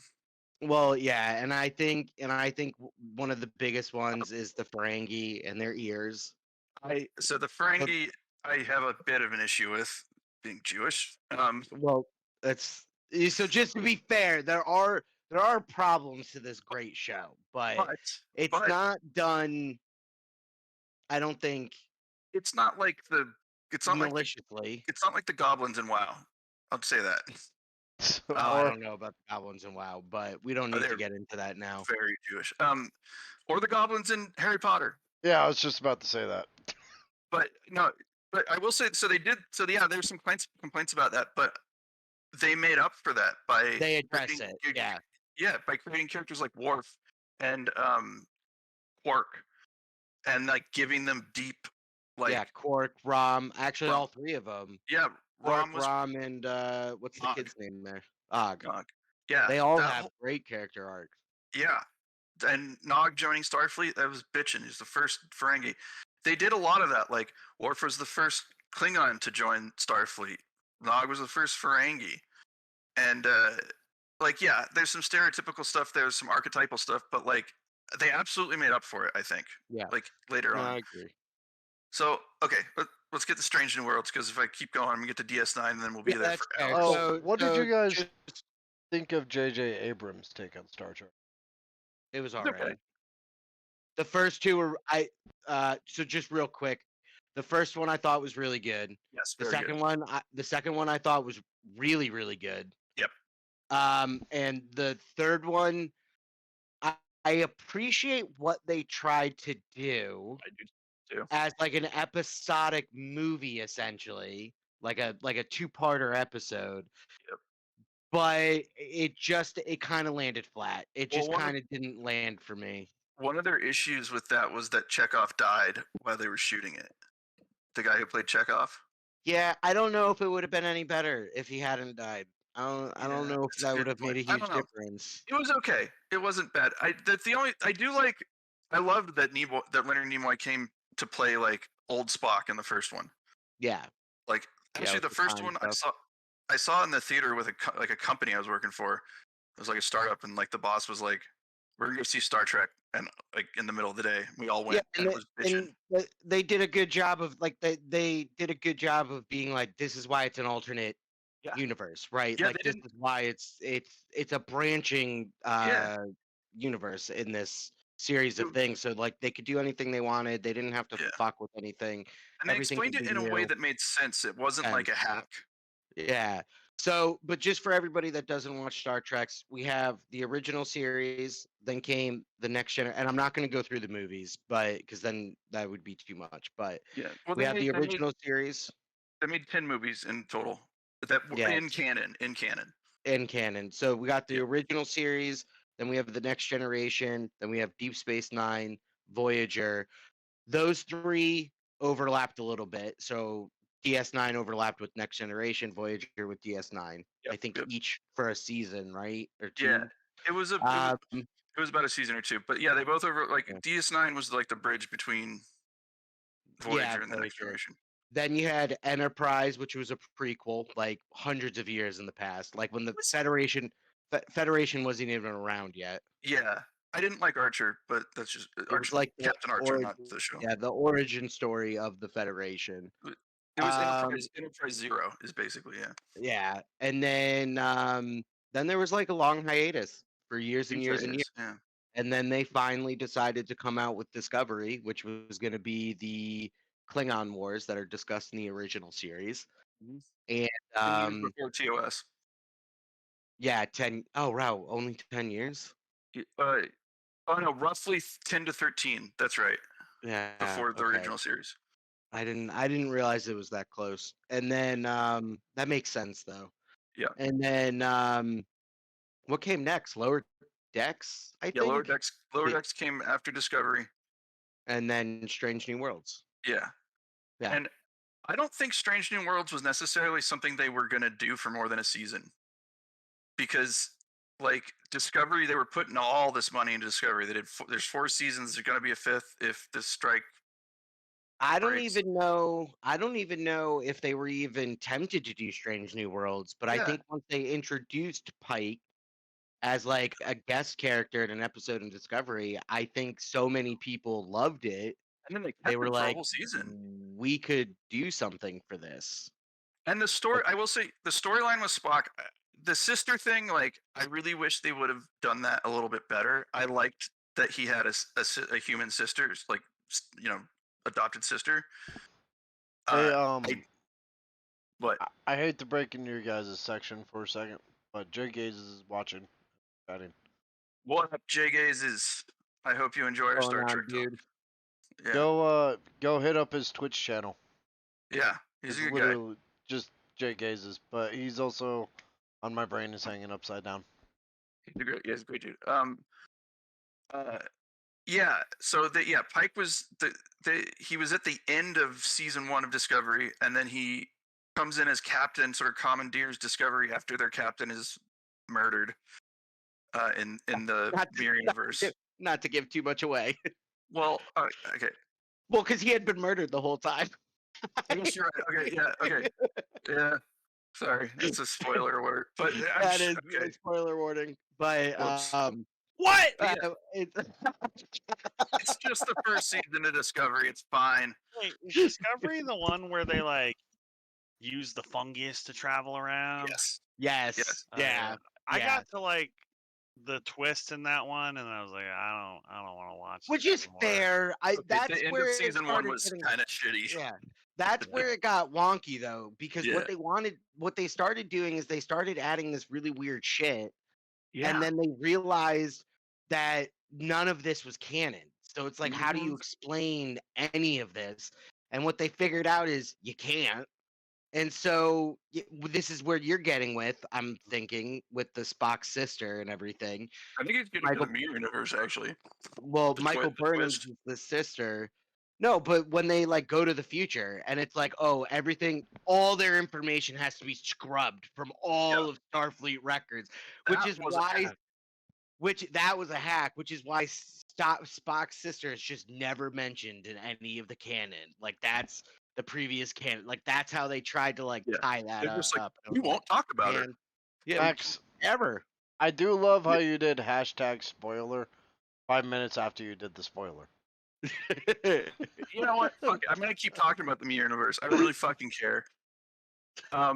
Look, I don't like the episodes with the Mirror universe in any of the series. not that they're badly written or badly done. I just don't really like the Mirror Universe that much. Oh, that's not the Mirror Universe. Never mind. I was gonna say the triple episode from Deep Space Nine, but they go back Oh in the no, past. that's time. Yeah, Deep- it's time. Yeah, Deep Space Nine doesn't have. It They have does. two. They've got Yeah, no, they've they got have 3 looking 4. Remember three, four. Remember Smiley as Yeah, you're O'Brien? right. Yeah, Yeah. looking through the mirror, looking through the glass. Those Yeah, were okay actually. I didn't mind those because it those was are pretty like good. And then a yeah, good. Smiley comes back after that to like Oh, recruit him. and Cisco's Yeah. wife from the Mirror Universe shows Yeah. up. Yep. Yeah. But anyways, yeah. so I guess one of the main points about talking about Discovery is that Discovery has like these season arcs. It's very like new age contemporary TV where they did whole season arcs. And I like this return to this episodic form. I prefer it. I do. So because they do a nice balance between yes, it's having perfectly like balanced. overarching arcs, kind of like Deep Space Nine. It's like this Yes. perfect mix. I was gonna say, so the last 2 seasons of Deep Space Nine are an entire story arc, basically. Yes, that is true. But they did a great job throughout the series of making it episodic with these huge story arcs. And Discovery was just it's a streaming show. It's a 10 episode streaming like property. It's Movie, yeah, binging movie, like exactly. long movie. Honestly, you gotta get invested. You can torpedo a show with the story, and not like not necessarily torpedo it, but Archer was best when it was episodic. I agree with that. Same with South Park. Same with Always Sunny too. Yeah. When it was episodic. I brought this up like last podcast or Crook and Murder, but have you guys watched Poker Face? No. Oh my god, it's amazing. It's so Strange New Worlds does it right, just like Poker Face. It's like Poker Face is like Columbo. Sorry, I started off good. She is Columbo. She plays it great.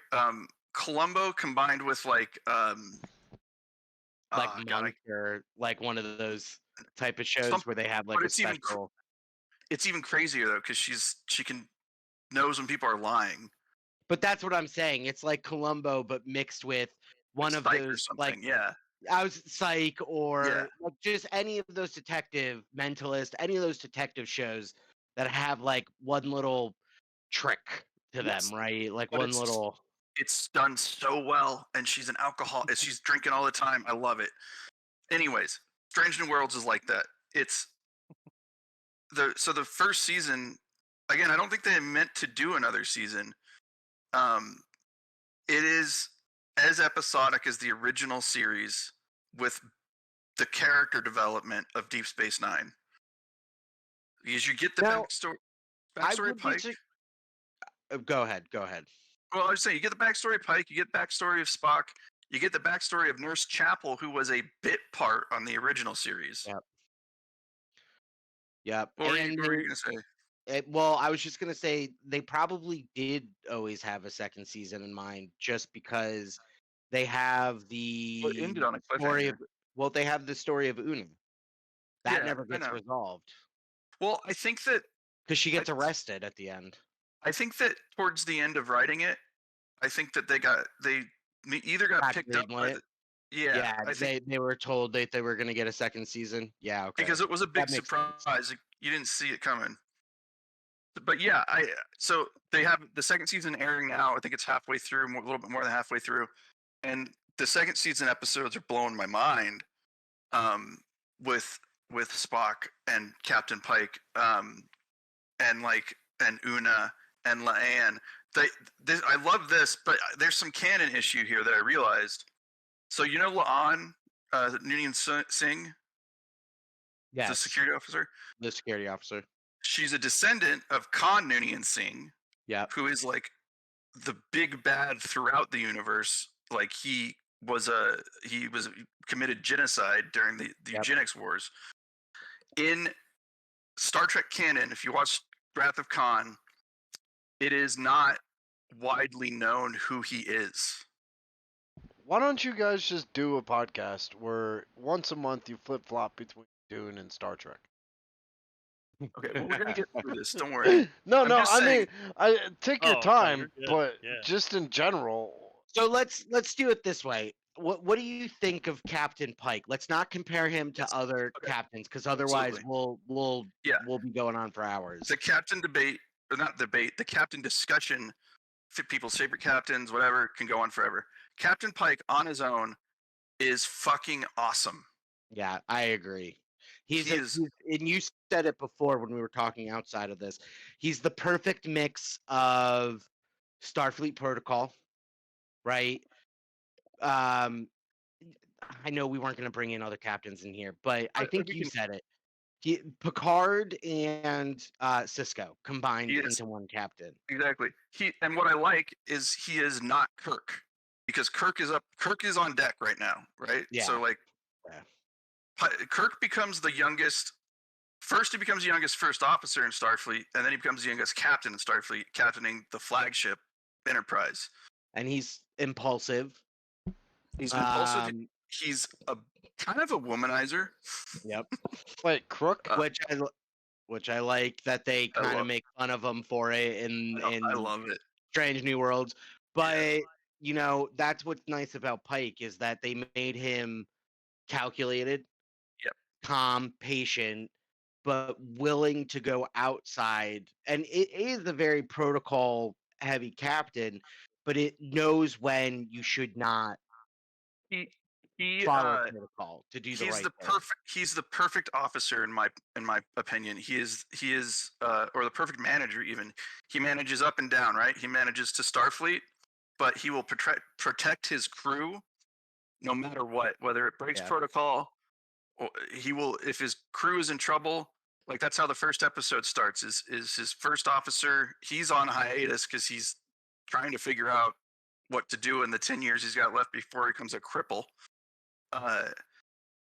And Una is stuck on a planet in a not like a new warp capable planet, and he comes out of retirement, shaves his fucking mountain man beard, and rescues her. I kind of wish I had kept the beard, but I understand why they didn't. I like the beard. Yeah. They even pointed out what's her face, his girlfriend, or sort of girlfriend, the other captain that he. This is how he's so dedicated to Starfleet that he will keep a relationship with another captain, like sort of long distance and long term, but it's he can't bring himself to not be married to Starfleet. Yep. Which I like. He's also if you contrast him to Kirk, I think we can contrast him to Kirk because Kirk is on deck. He is an older decorated officer. He is experienced. He's captained lots of ships. He had turned down, this is a theme in Star Trek. He had turned down a promotion to vice admiral, and he's older. He's got way more experience than Kirk had when he first started on the Enterprise, which is why Kirk is impulsive. But like, Starfleet is broken up into like a few different like sections, right? You've got security and what's red? It's security and operations and engineering. And then you got science. You got science. Science and medical. Science and medical is blue, and command is gold or orange. It changes later, but like that's what we're going with now. He was a test pilot. I like that they made him a test pilot too. Like his first job was a test pilot with Starfleet, and that is such an astronaut thing, which I appreciate. Yeah, and I think it also speaks to what you're saying, right? He may have been Kirk-like when he was younger, right? When he started, that's not where we're at. Because but now that he's older and wiser and has the experience, right? That has all gone somewhat out of the window. Yeah. Will delegate, knows when to delegate, knows when to listen. Yes. Like, I like, so there's a rule in Starfleet that captains can't go on away missions. They can't be, they're supposed to stay on the bridge and quarterback missions that happen on planets or something. And the first officer and the security officers and a couple of red shirts who are going to die beam down to the planet. He will, and this is the perfect mix. Like he will go on away missions when it is appropriate. Like that the episode in the new season where they beam down to the planet that he had visited originally and left some crew, and like it was a total shit show. And he felt responsible, and so he had to do it He went himself. down. Yep. Yeah, which is great. Kind of speaking, because you did bring up the first episode of the first season. What do you think of Una as a number one? Like, how do you think she? Who's playing her? Because she's a known actress. I don't know her name. Oh, we can look it up, but I like her actually. I think she's interesting as a first officer. She's not. I think she was. Roman. Yeah, Rebecca Romaine. Yeah. Yeah. So she's like a known sort of bombshell, and I like that. This is a great thing about Star Trek, by the way, is for the longest before any show did this, they let women play their age. And roles of authority. And rules. Well, Yes, women have maybe always had not. authority. Maybe not the original series, but Yeah, but I mean, still, Una's great. The only thing that I don't really like about her is, well, actually, they actually sort this out. I was gonna say she's too protocol heavy and too uptight, but they do a whole episode about that, which is kind of cool. Yeah, and they explain it. Yeah, that's It's the really other thing. funny. So the one thing I like about this episodic thing too is where, as Discovery, every episode you had to have the beeline of the origin stories plus the overarching season. This one, you get the 50 minutes to an hour of like, just we're going to focus on this character, this episode, what's their backstory, how did they come to be the way they are, why are they doing the things the way that they're doing it, which from a audience standpoint, I like these character pieces more than I enjoy the story arcs. I think that this is what Gene Roddenberry really wanted, and you couldn't do this when he was doing TV. But I think that when I think about it, like I think he was all about the episodic. His rule was like reset. We don't even. It's not even in the timeline. Like the order of the episodes doesn't even matter. You can watch the original series in you can just random episodes. You could. Yeah. But the Next Generation's very similar to that. Yeah. Well, he was still alive then. Yeah, up until the later seasons. After he died. He was he had a lot to say, like he was the man. But I think this is what he really would have wanted to do, because you couldn't really do this in the 60s and even into the 90s. Like TV shows, especially syndicated TV shows that like until Paramount became a network, you couldn't. You had to do total encapsulated episodes without character development. I think that he would have really liked Strange New Worlds because I think he would have wanted to, because in the movies he did this too. He explored Kirk and Spock's friendship. Yeah. Spock saying, "You have always been and always will be my friend," like almost brings me to tears sometimes. Well, the end of I think Gene Roddenberry is on. I could be wrong about this, but I'm pretty sure he's like on film, like in an interview, saying that they had more than just a heterosexual like friendship. Oh, that yeah. it went beyond something like that and was much closer to like a homo, like I don't think homosexual. it's not homosexual in the sense of heterosexual life partner.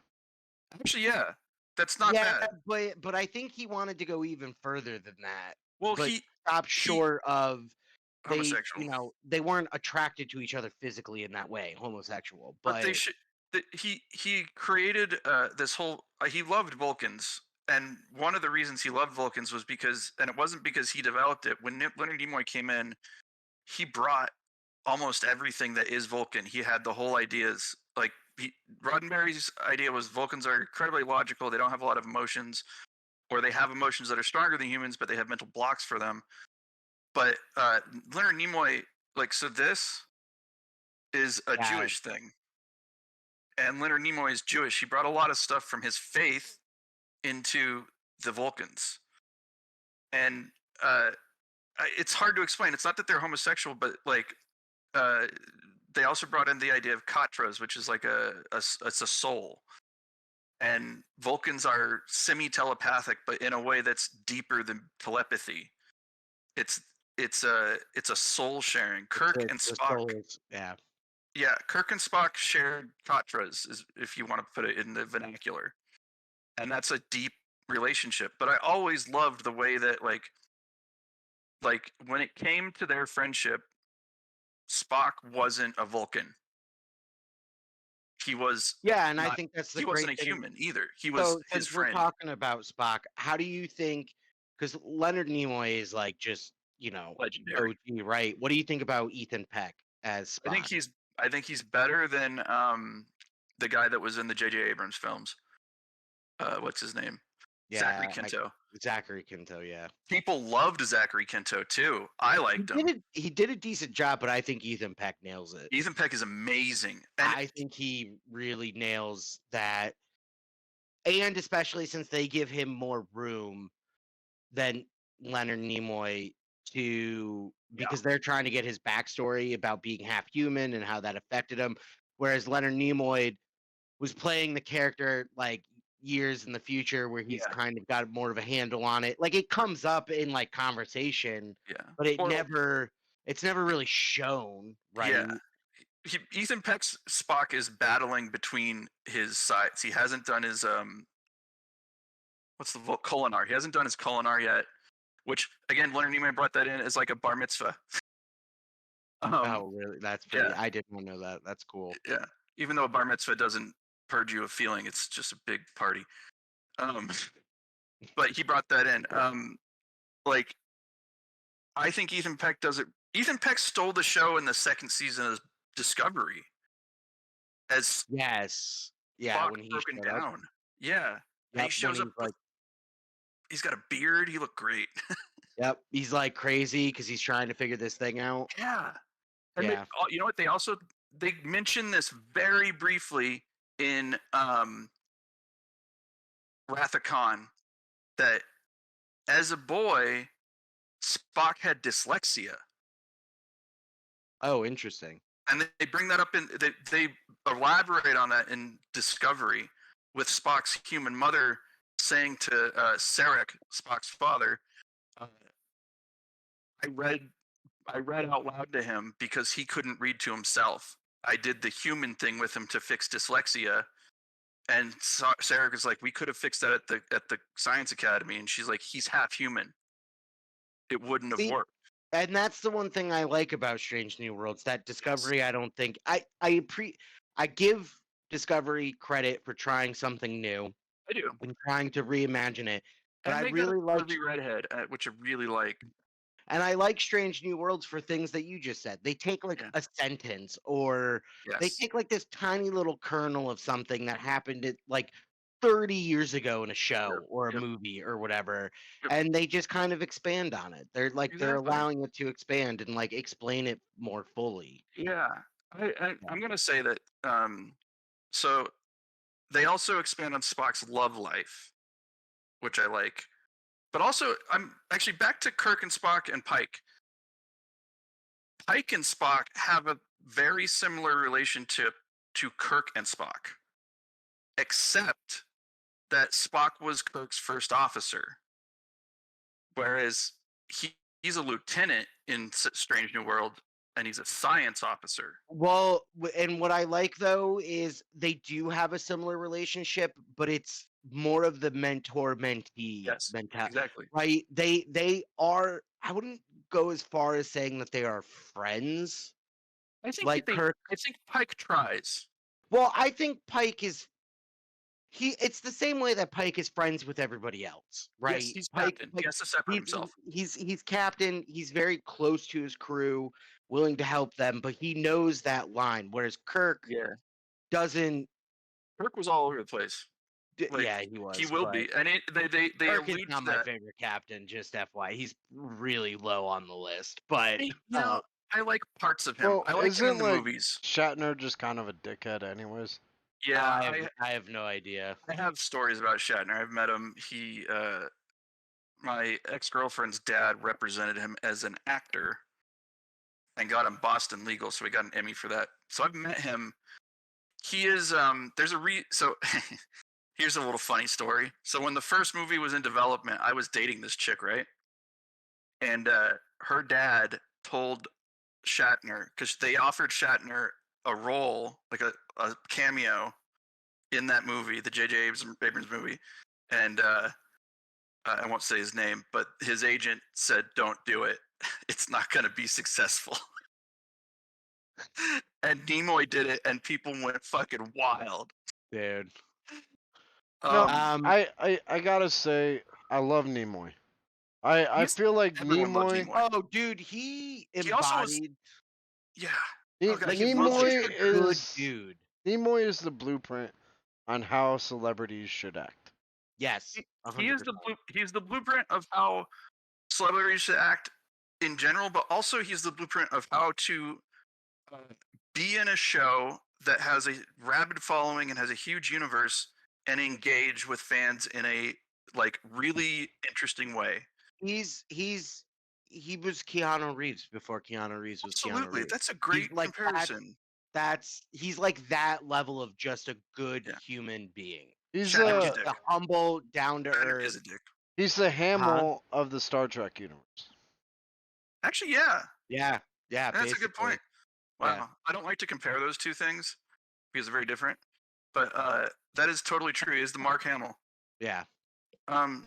So yeah, the relationship between Pike and Spock is different than Kirk and Spock. Kirk and Spock were equals in the eyes Yeah, of and both of that's them. what I was trying to get at, right? Yeah.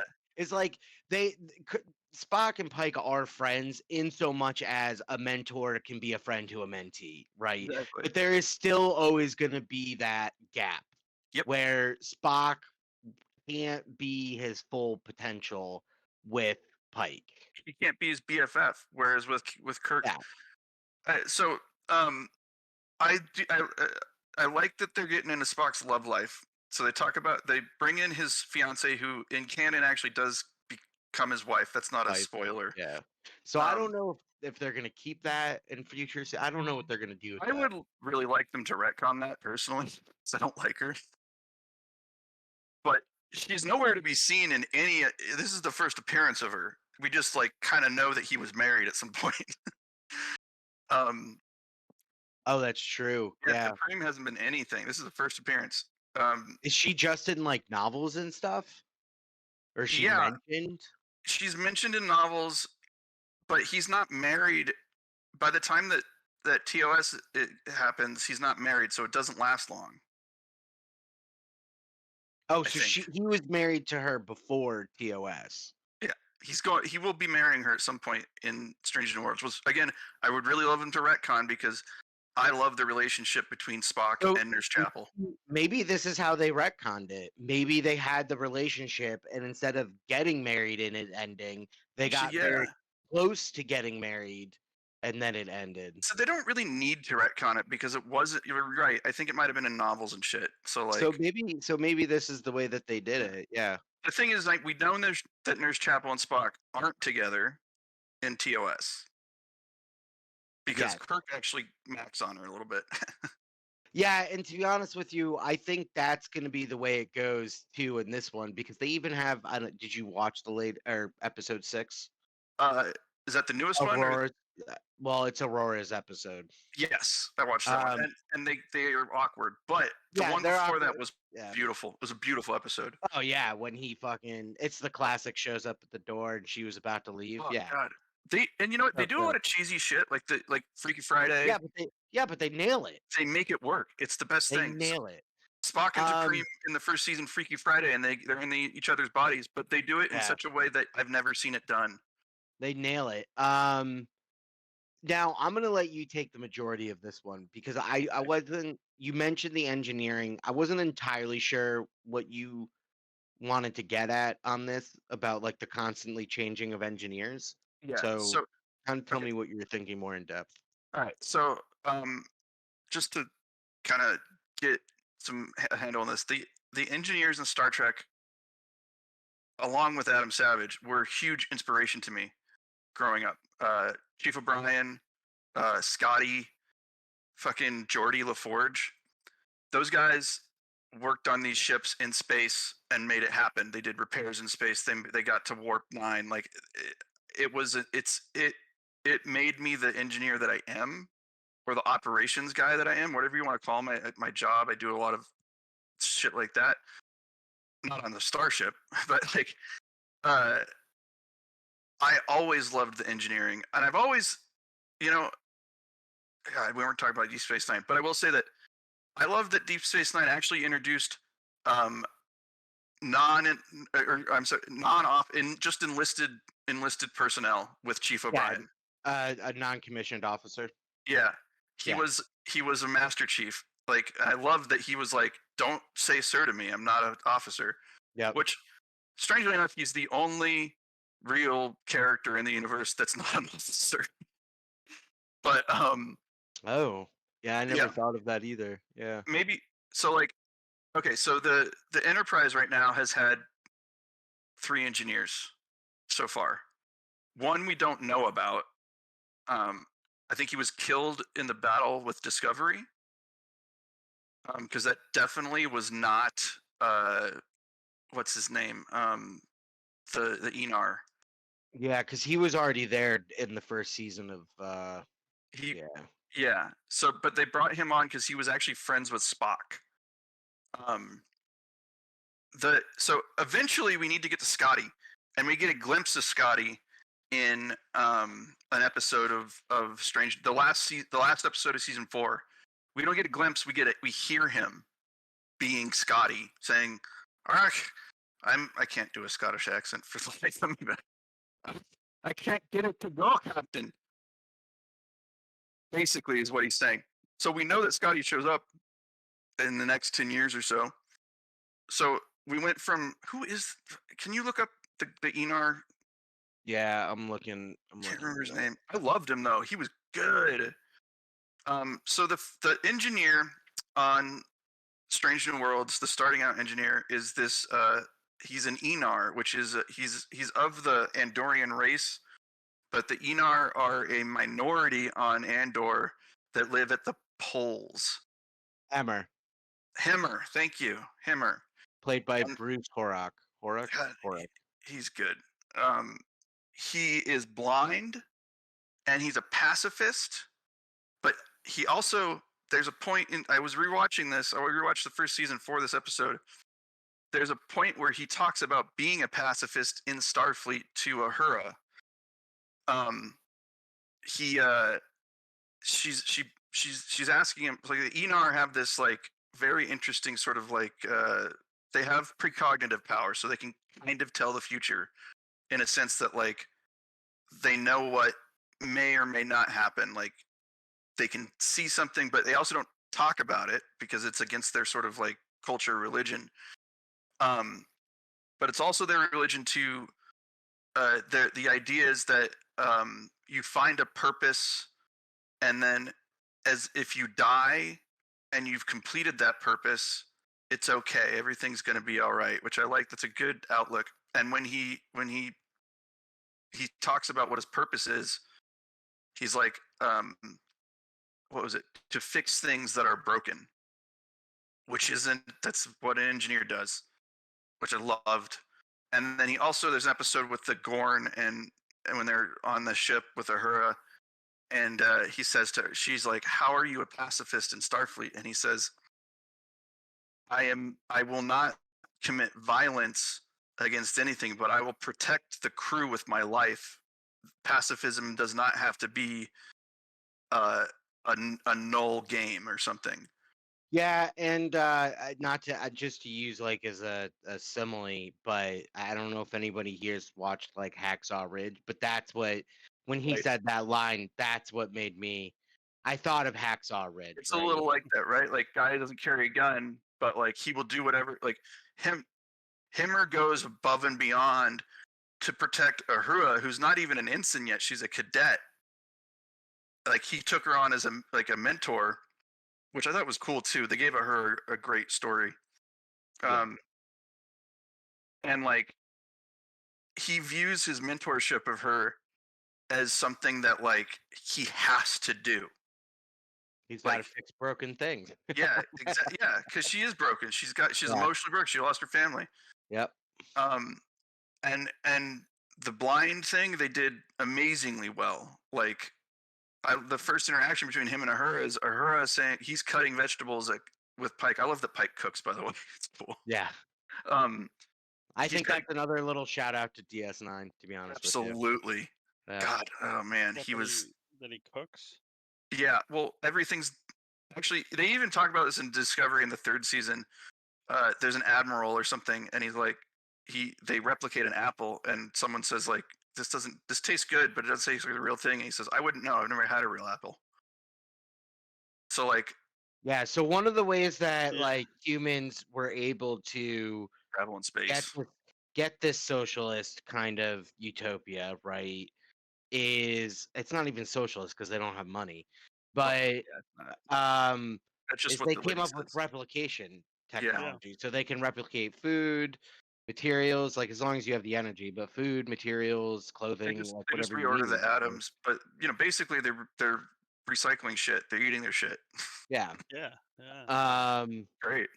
Yeah, it's But really awesome. Pike cooks. He's got ingredients. He's got like fire, which Cisco did too. His dad was a chef. Yeah. But so like, Go what's ahead. up? Well, I was gonna say the first meeting between her and Hammer is he's cutting vegetables for Pike's dinner, and Uhura's like, "Can I help you?"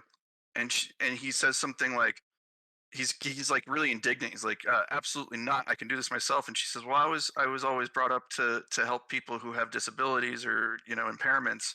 And he's like, "I don't have an impairment." And then she says something like, "I hear that Enar have precognitive ability," and he says, "I knew you were going to say that." And she's like, Yeah, which is one of those cheesy moments that for "It's great. whatever Yeah, reason it's still works, hilarious. right? It's not Oh, cringy. It's it's not not cringy. cringy. But it's Yeah, like anybody could write that line. and Anybody could write that. it could be bad. Anybody could. So I don't know if that just says something about the actors that they got It says something and about the like maybe entire the team. editing and yeah, just the production, but The acting is spot on. Everyone is amazing in this. so just to kind of maybe wrap this up a little bit, what do you think of the new engineer, Paloa? Yeah. Palaya? I love her. I wish they had more of her. She's sassy as shit.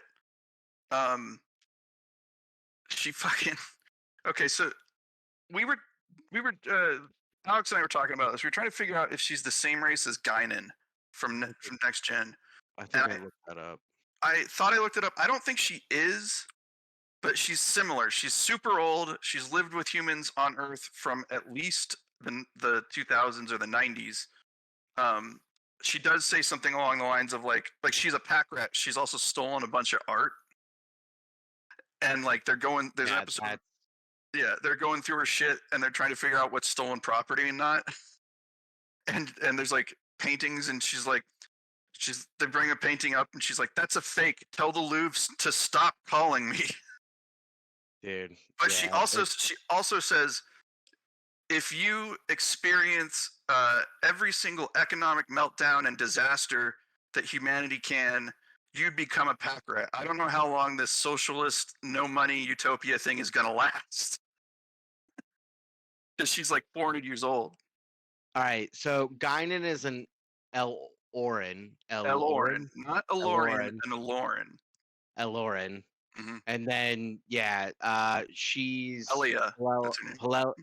What is it? Pelia? Pelia is yeah. a Lathanite. Lanthanite. She's a Lanthanite. Lanthanite. Yeah, Lanthanite. Yeah. So it's a new species they brought in.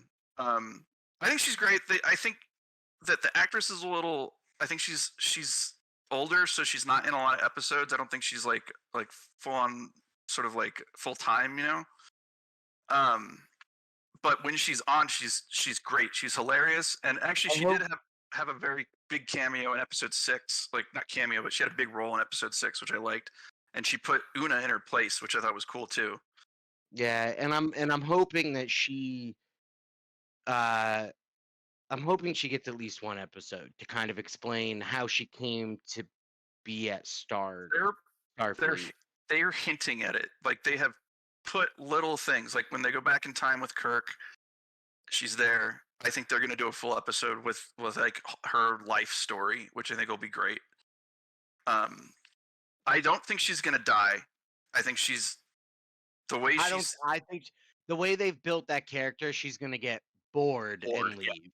Yeah, exactly. I Because want to basically go do something else. she commandeers her role as chief engineer on the Enterprise when Spock steals it, and she's like, "I'm tired of teaching at the fucking academy. I've done it for 100 Yeah. years.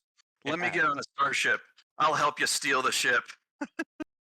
So ending on that, Yeah. where just very quickly, and then we can move on to the next topic with anime with Jordan. Where would you rank Strange New Worlds? Like where? God, I was it's literally hard. about to ask that. Like I was gonna say, like as an end thing, like, well, here's two questions I have for you guys. Yeah, yeah. Okay. And just keep them short. Is can I watch Strange New Worlds without watching all the older shows? 100%.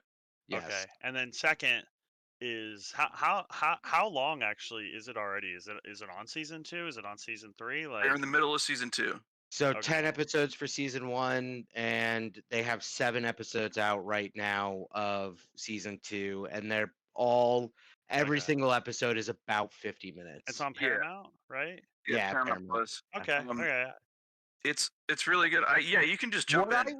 what I will say is what's great about the Star Trek series in general is for the most part, you can Yeah. watch any of them. You can jump into any of them. You can Okay. jump into any of them without really watching any of the others. What makes it cool is as you watch more, you're like, Yeah. oh, that's why this happened. Yeah. That's where this is coming from. Oh, they first met here. Like Like No, lore so, but you expansion. can watch them in any order. Voyager, you have to watch the first episode to understand what's happening. Yeah. But There's- Deep Space Nine, you can jump in. Strange New Worlds, you can jump in. Discovery, you have to binge. So there's a certain allure to the old school Star Trek for me, like the very first one. Is that Yeah. available on Paramount Plus? Paramount's got all of them. Yeah. Oh wow. Paramount Okay. has every single Star Trek and every single movie. I'm pretty sure. I think Yeah, they do. Because they own Y'all- the IP. They We are own not it. endorsed by Paramount. Yeah, I was about to say, I think you guys are honestly the best advertisement for Paramount that's ever crossed my ears, though. Like, I wish they should have put that in a commercial, honestly. Shit. Like, Well, we're gonna 'cause- send this to them and see if we can get some play on it. And just quick shout out everybody. Lower Decks is really good. I don't Yes. know if it's for everybody if you're not a No. Trekkie because a lot of the jokes are very Trek Yeah. based. they're in jokes, but I love the idea of Lower Decks because every single series of Star Trek involves the command crew on the bridge or operations, whereas Lower Decks is all about like the ensigns, and they don't have their own quarters; they're in bunks. It's So- just Yeah. great. Just to like, since you guys are kind of reaching the end, Yeah, we're about. I wasn't kidding when I said you guys should just do your own fucking podcast. yeah, We're- actually, you guys we'll do should it. make some YouTube videos because, yeah, you guys know your shit. Like, I'm I mean, very Star like Trek this is the most I've learned about Star Trek ever. Maybe honestly. It do is like hands deep, down man. it is hands down the most influential piece Science of fiction. media. Well, Yeah. I was just gonna say piece of media in general for me. I would agree. And it coincided with my interest in moral and ethical philosophy Yes. when I was younger, and those two things came at the same time, and it literally changed the trajectory of my life, like Did 100%. Me too. My father's a huge Trekkie, and we'd watch it together. And my dad's a hard person, but like our connection on Star Trek is deep. Like Yeah. my relationship with my father is better because of Star Trek. Yeah. Like, It's cool. yeah, Now, like I'm just constantly thinking of ways to monetize shit, but I'm thinking like since you're both Like a huge, good little capitalist. yeah, since you're You're both part of the problem, bro.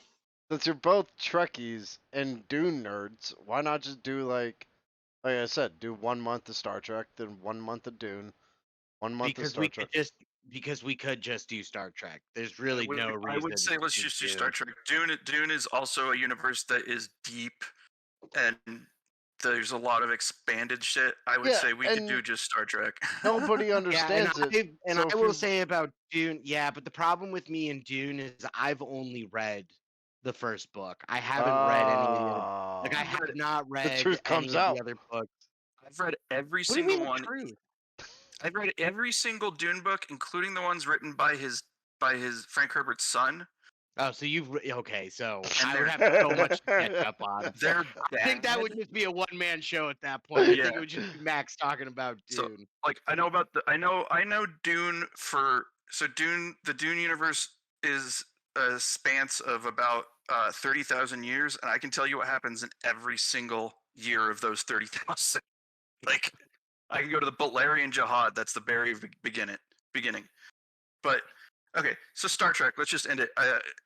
My favorite series is always gonna be Deep Space Nine. Yep, agreed. For a lot of reasons, and a lot of cultural reasons, and a lot of science reasons, and a lot of story reasons. But Strange New Worlds is now my second favorite. I used to say that the Next Generation was my second favorite, but Strange New Worlds. It's unfortunate that it's happening during a writer's strike and an actor's strike, Yeah. because we're not going to get season 3 for at least another Speaking year of and a which, half. shout out support to the writers and And actors. actors. People Absolutely. forget sometimes because really the only thing that you see a lot of is like actors making millions Yep. or writers getting all of these awards. That is a very, very small fraction of the actual labor force It is. of SAG. And so I Yeah. SAG Did have you a lot guys- don't of want to working speak for actors. everyone, but I think we can all agree that we support Yeah. the actors and Oh, the writers. 100%. Did you guys see the Odenkirk call out Tom Cruise? No, but I like Odenkirk. Oh, it was wonderful. They asked him like, Is Tom Cruise still working? yeah, because Tom Cruise is running around promoting Mission Impossible 7, and They like can't do that. a reporter asked like what Odenkirk thought of it, and he was just like, "It's a strike. You struck out. You That's lose." interesting because the cast of Oppenheimer was at the London premiere and they left. They left. Yeah. They Yeah. left as soon as the strike was called. They literally just left the premiere. They just That means that Tom Cruise is actually a scab. He's working against the union. That's really my opinion. Yeah, in my opinion, it's a slap in the face of the union that he has been a part of since the beginning of his career. They give him fucking health coverage, like So- like shit. Yeah. You heard it here first. Cillian Murphy and Odenkirk. Cillian Murphy. Cillian Murphy and Odenkirk are much better actors than Tom Cruise. I agree. Well, I mean, yeah, yeah. I don't think that. I I don't never even know if thought it's a Tom debate. Cruise was like a great actor. He No. doesn't He does filled he a do role. all of like? Is it awesome that he does his own stunts? Yeah, I'm not gonna lie, that's pretty dope as shit. But like, I don't think he's ever been like I don't think he's that great of an actor. Like And he's good, Scientology he's above sucks dick. average, but Yeah, the Scientology thing put him behind. But think about when he did Risky Business. Like he needed the but that's union what when I'm he did saying. Risky Business. Yeah. And you're still smaller. Yeah. I mean, and actually, so this is a good segue into my portion too. Conventions are actually seeing a hit too because GalaxyCon in Raleigh that's happening in a couple weeks. They have a huge lineup of actors and voice actors and people who develop stories, comics, artists. Yeah. They come and so people can get their stuff signed there. It's actually a really great convention. There's one in Richmond too, GalaxyCon. Awesome con because I really love that they bring all the actors in and the voice actors. Like we got to see Stephen Amell from Arrow and stuff, and they also brought like a ton of actors from Star Trek, everything. But a lot of It's a people are great way for them backing. to make money, honestly. Yeah, a lot of people are backing out. So like the Oh, actress who interesting. played Janeway actually just backed out of GalaxyCon Really? Raleigh, and people are pissed because I guess a bunch of other people have too.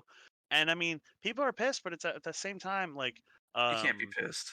you can't like, and that's what people are saying is like, look, they You got to can do be what they got to upset. do. You can be disappointed. Yeah, you can't Yeah, be mad at them though. No, Yeah. not at them, just Yeah. at the Yeah. situation. Yeah, you right? can be upset at the situation, and then Because it honestly, does suck. It does suck if you're buying a ticket for a con to go see that person. Like Yeah. that would suck, right? Yeah, I mean, that would suck. so they're allowing Um, refunds, which is good. but you gotta GalaxyCon. know where to direct that. Oh, they're Yeah. allowing refunds. That's okay. That's That's fucking dope good. as shit. Yeah, Yeah, I like that. GalaxyCon's good con. Which is almost like worse because like I want to support them, but they'll be fine. They'll survive. They make No, a of shit course ton they'll of money. survive. So, but yeah. So it's been pretty crazy. But yeah. So we'll segue. Yeah, absolutely.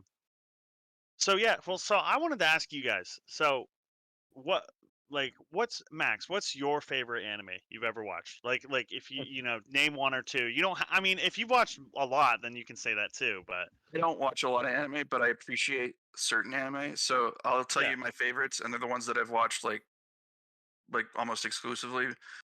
I tried Attack on Titan. It's good, but I can't really pay attention to it. I watched Akira when I was a kid and I was Yeah. a teenager, and I Iconic. loved it. I'm not a huge fan of it anymore. Oh, I rewatched it recently, and I was Is it like, good? "This is I still might just like it. as good as it was years It ago." ages, but it's still iconic. I Yeah. haven't Like, watched it since I got sober, and that changes things, so I might watch it again. um, okay, so Akira, the original Ghost in the Shell movie, was yeah. amazing. Samurai Champloo, Yep. really good. What was the Cowboy Bebop is my all-time favorite anime. And That's like a staple. I think Yeah. every male likes Cowboy Yeah, I well, mean, from the fucking improvisational jazz soundtrack to the like Yeah. kick-ass male character who's just a bit like a pirate. Yeah, It's a Spike is great dope. fucking series. Even the live action was good. I'm sad they canceled that. You know, I I had to look up science feelings. because of Cowboy Bebop. Like when he's floating in space and he shoots his gun to propel himself. I was like, could that Oh, that's work? totally right. That's physics. That's Yeah. physics. Yeah. Yeah, Yeah. and I found out, yeah, it definitely Yeah. could work. Cowboy Bebop is iconic. Okay, cool. No, I mean, see, you've watched a lot of the mains, which is staples. good. Yeah, the staples. Yeah. How about you, Alex? So I don't know what they're called, but what's the genre of anime? It's like Dragon Ball and like where you have the Shonen, young like shonen. All right. yeah. So I would say My Hero Academia is my favorite shonen, like Yeah. hands down. Okay. I watched that. I got really sick like last year, 2 years ago, and like just binged it. Yeah. What I would say for like I don't know what these are called, but when they just do like the set series is Cowboy Bebop and Trigun. Okay. And Oh, I then like Vampire Hunter D too. That's the and other then one. for movies, that one's tough. Maybe Princess Mononoke. Yeah.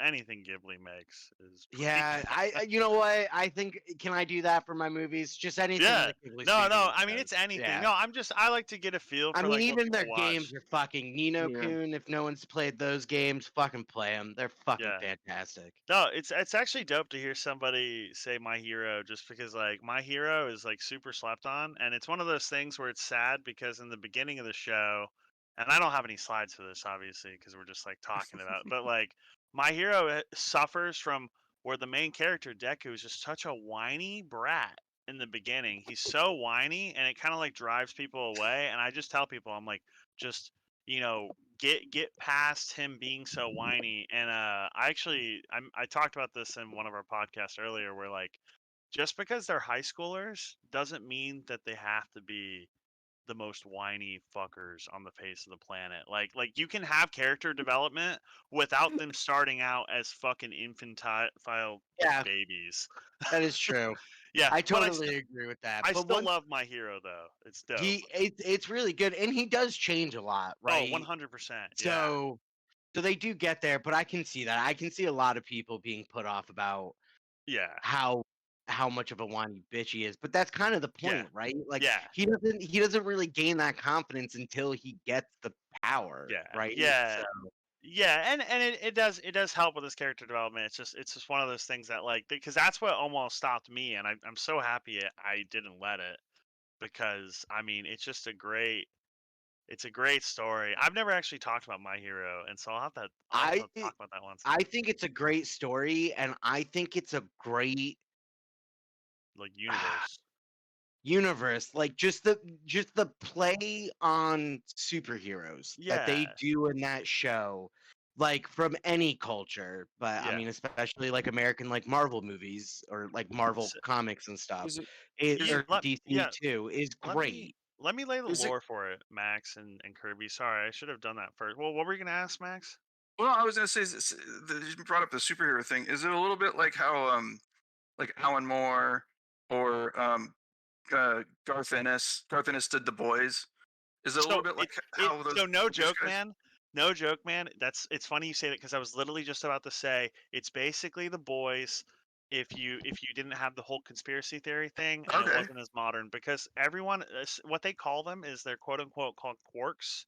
And so every person has a quirk and they do kind of a cool job with it though where people have very interesting quirks. Like one guy his quirk is that like what was it? It was something along the line of that his blood's compatible with everybody, and it was like this thing, and so a lot of people will have it. They're the main character of the show. He essentially gets his quirk. It's called it's called One for All, Yeah. and All for One actually. But yeah, which one is it, Alex? Do you know? Is it all? Uh Because like essentially there's two opposite quirks. I One is think it's that all for one because yeah it passes along. It's yeah like yeah. and so essentially he like doesn't have he's born without a quirk. It happens. It's like not that it's not super rare, but it It's still all for happens. one. And so he's like, he just wants to be a hero. And then essentially his idol comes along and he actually meets him and then he ends up passing down the power to this kid. And so it's cool you kind of get to see the character development go and Okay. see all these other characters quirks like somebody can I like might watch that. touch things and when she touches things it gravitates them and like it gets rid of gravity and she can change gravity and like she uses her quirks to go there. One guy That's a is like good one. ice and fire. One girl she can actually if she knows how something is made she can metabolize it and get it out of her skin. So for example she like has to know exactly how a flashbang is made, so she like reads books all the time and she'll like pop things Yeah. out of her skin and it's really neat though. They really think about it. And I mean, so the first couple seasons That's though, pretty deep. I like it's that. it's it's very much your typical high schoolish kind of Yeah. anime, and then it Yeah. kind of it evolves though. It gets a little bit darker, it gets a little bit deeper. I wouldn't say it gets too dark, but it's good. I Okay. recommend it. I need to start. I need to pick it back up. I kind of It's stopped at one Same point. here. I stopped too. I it's so not a. I will say since we're talking about animes, I really do not watch anime subbed. That's just not really my thing. I What's just anime I subbed? get it. You watch it like dubbed. I watch Subtitle. it dubbed. Oh, Yeah, with dubbed. Oh, yeah, subtitles. yeah. Watch it Subtitles. Okay. dubbed in like once it's translated into English. And the problem is I caught up with My Hero Academia dubbed, and they Oh, hadn't come out with the new episodes dubbed yet. And so yeah. I just haven't gone back to it. I Plus, I can't. had to pay for Crunchyroll, so I canceled Crunchyroll, and then I can't. I can't do the subtitles. The dub thing for me is what I like. But so I was just just. for clarification, the quirk is one for all, and all for one is like the Is the it's the evil one. antagonist. Yeah. Yeah, Oh, yeah. okay. So I was just gonna say. So like this the sort of 1990s British comic book writers, Garth Ennis, Alan Moore. Uh, there's a bunch of them, but the guys that wrote for 2000 or 2000 AD, they hated superheroes, even though they wrote for DC and Yeah. stuff. But like Alan Moore wrote The Killing Joke, which is like it's the most dark suit Batman. Yeah, I've Yeah, read it. yeah. I mean, like Batgirl gets it. Yeah, it's a little fucked. It's sad, but he hated superheroes, which is, I mean, if the Watchmen like is a death threat letter to superheroes, and The Boys is another level of that. Garth Yeah. Ennis. I would recommend reading the comic book of The Boys. I actually enjoy it more than the show. But like I've seen the show, but the comic book is a step above in terms of like how shitty the superheroes are. Yeah, dude, The Boys is amazing, and that is the next comic on my list. I've got so many things to read. It's Well, not, read but anything by Garth Ennis. He is my favorite comic book writer. He did the best Punisher series. He does a bunch of like World War II shit. He actually wrote the single best Hellblazer. John Constantine. yeah. He wrote Dangerous Habits, which is the one where he gets cancer, which is what the movie was based off of. Garth Ennis is just Garth Ennis. Yeah, I Anything didn't by him. realize he did so much. Yeah, no, I'll he's check it out, dude. He's Yeah. prolific. He No, also did Preacher. I'm sorry, I keep forgetting Preacher. He did Preacher, which is one of the single best comic books ever written, and the show is actually better than the comic book. Yeah, dude, I'll hit you up after this because I want to get into some of the comic book areas, but I'm not as fluent. I was gonna ask, do you read any like manga or?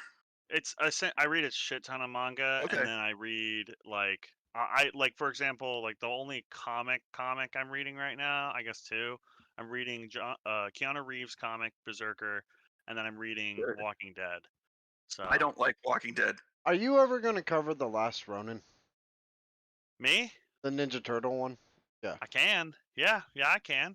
I kind of want to read that, and I'd like to When's thoughts on it. when's the game coming out? I have no idea. Yeah, so I think I was gonna circle back around when the game when they were coming out with the game, but I can add it to the list, man, and read it. That's for sure. I don't think it's super long either. So Have you two Um, heard about that? Yeah, I've heard about it. I haven't read it, but like I'm Yeah. pretty deep in comics, like, and manga kind of comes into it a little bit. I was burnt on manga, and this is not to say that it's a bad medium, but Scott Pilgrim really bothered me. wasn't Scott Pilgrim a comic?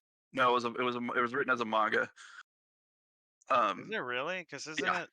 Isn't It's the an normal American. reading style of American? It is, Yeah. but it was published as manga. It's little Huh.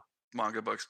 I read it Yeah, in this looks 2002, and I liked it back then because I was like 20. Yeah. But like the movie sucked, and then I've reread it like Oh. twice, and I hate it. I fucking hate it. Okay.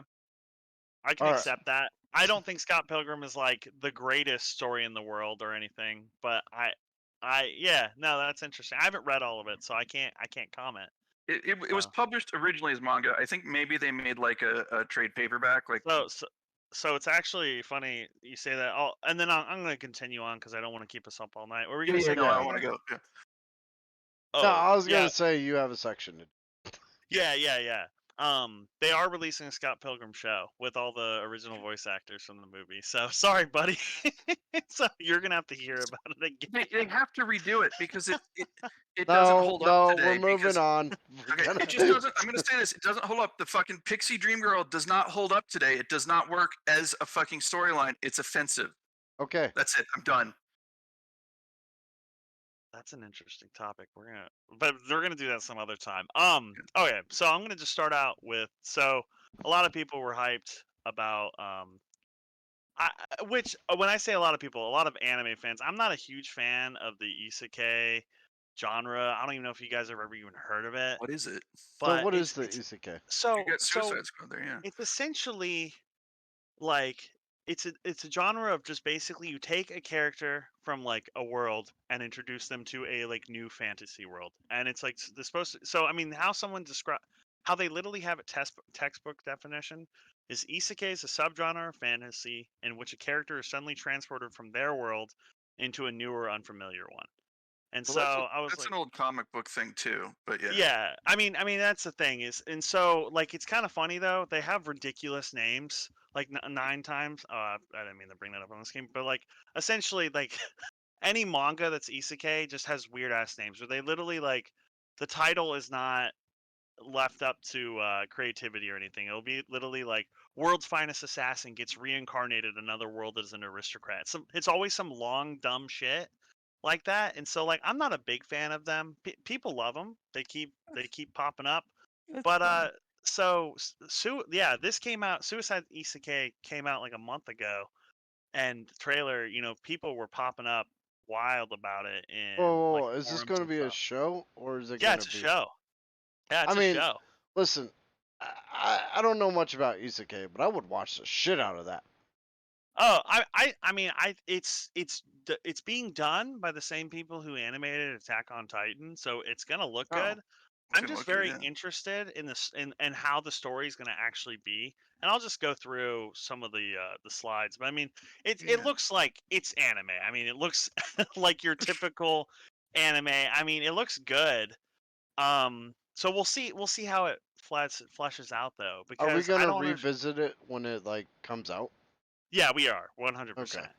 And 2024 so maybe. what's kind of weird about it is it is your fantasy world, orcs, these big pig people. I should have pulled the orcs and the dragon, but like they have, it's very much a fantasy world. So it's, you know, I think it's going to be something drug induced or maybe like some sort of virtual reality type of ordeal. Like who Well, I knows? mean, if we're talking DC, one, they're comic or it's an anime, so literally a hole could rip. In fact, a hole has ripped out of the ground before and dropped people into it in Doom Patrol. I DC was literally characters, just gonna say Doom Patrol. I was literally gonna say that. there are tons of DC characters that can just transport an entire group of characters to another In the, To dimension. another in the world. comic of Doom Yeah. Patrol, they drop them into any fucking universe and Arthurian legend. It's crazy. All right. Well, shit. So then I guess it's not as uncommon as I thought. Batman. They did a lot of Batman movies like that Well, recently. actually, the Batman comic books dropped him in when he died. He went through every single period of time. He was Witch Hunter General, Ninja Batman, Ninja Batman. Batman with the London guy. What's the London guy there? The Uh, serial killer. Gotham by Gaslight. That was Jack the Oh, Ripper. Yes. yeah, Jack Yeah, the Ripper. Jack the Yeah, Ripper. They also yeah. have It's the Doom that came to Gotham recently came out as well, which is a H.P. Lovecraft take on Batman. right. Yeah, yeah. Huh. Okay. These Well, slides shit. look So, interesting though. I can't believe Suicide Squad's gonna go into that. yeah, that's the same. I wish I honestly should have got the other pictures, but yeah, they're going to like go in like some world. So I'm gonna definitely report back on that whenever it actually comes out because the trailer's like 44 seconds. It's not even like a real trailer at this point. Do you know what? Honestly, Do you know what characters they're doing? Because Suicide Squad rotates, So I mean, at this point, all they showed in the trailer was Harley, of course. Joker. They showed Waller. I don't know why they felt the need to show her, but they did. spoiler alert.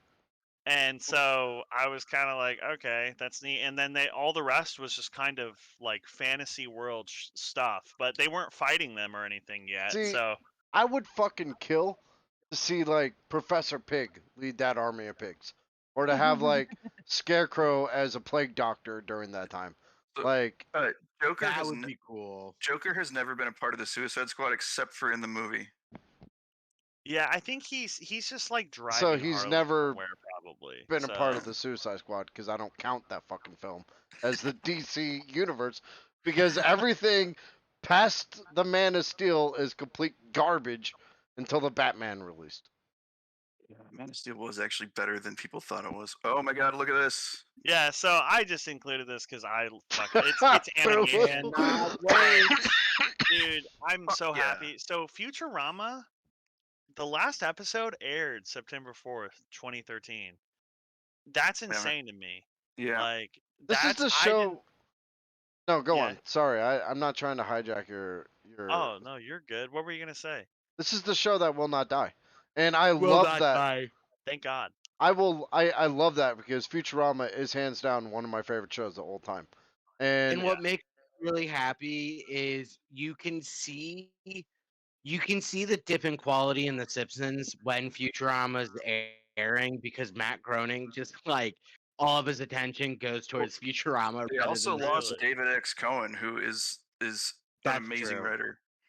Yeah. Well, oh, go ahead. I feel that Matt Groening, as far as like his shows go, The Simpsons makes him money, but he loves Futurama. Oh yeah. Well, he Well, loves David X. Cohen. He let him run the show. David X. Cohen has a PhD. There were multiple PhDs on the writing staff of Futurama, that makes which sense. I love. Yeah. David, what's his name? Koenig has a PhD in mathematics and physics. David X. Cohen has a PhD in physics. All of the physics in Futurama actually works. Like even the stuff that they put on the board, it's not like fucking what's the geek show that we hate? The Big Bang Theory. Yeah, not like Big Bang Theory. If you look at the stuff on the whiteboards in Futurama, it's all Real. sound science, and even the way the ship goes with dark matter, sound science. Yeah, Futurama is just too good. So I'm hyped it's coming back. It literally comes back tomorrow. So I just looked this up. Katie Seagal's back. So Bender's voice actor's not back. I know He's not? he was Me Too'd. Yeah, they didn't end up getting him. So it's actually not the Me Too. It's money. He said. Oh really? He said y'all aren't gonna pay me enough, so I'm out. And they said, Oh. okay, I'm sure we can find somebody who can do your voice. Essentially, He did a lot of voices on The Simpsons and Futurama. He was multiple people. Yeah. So we'll see how it is. Though. I don't No, know. whoa, dude. Well, John DiMaggio is coming. Is he gonna be on it? Yeah. Okay. So there was, because I paid attention to this when it happened. But this is from March 1st, 2022. So it might be a little bit dated, but they fought like back and forth, and John DiMaggio was like, "No, I'm not going to do it," until they finally offered him enough money. And if I'm right, it looks like it. Yeah. Okay. So Billy West, Katie Seagal, and John DiMaggio will be back for their roles. This is 2023, June 27th, 2023. Okay, then I'm delivering fake news. So thank you guys. I for love straightening that out. Billy West. He's great. Katie Seagal is actually a friend, and I love that she's coming back to that. Huh. That's wonderful. Well then, cool. Thanks, guys. you know Leela, Yeah, and you're just now telling us this? I'm friends with her and her husband. Are you serious? Well, her husband is Kurt Sutter, who did Sons of Anarchy. You know the woman that was the robot house on the Disney Channel? And was also in Married with Children.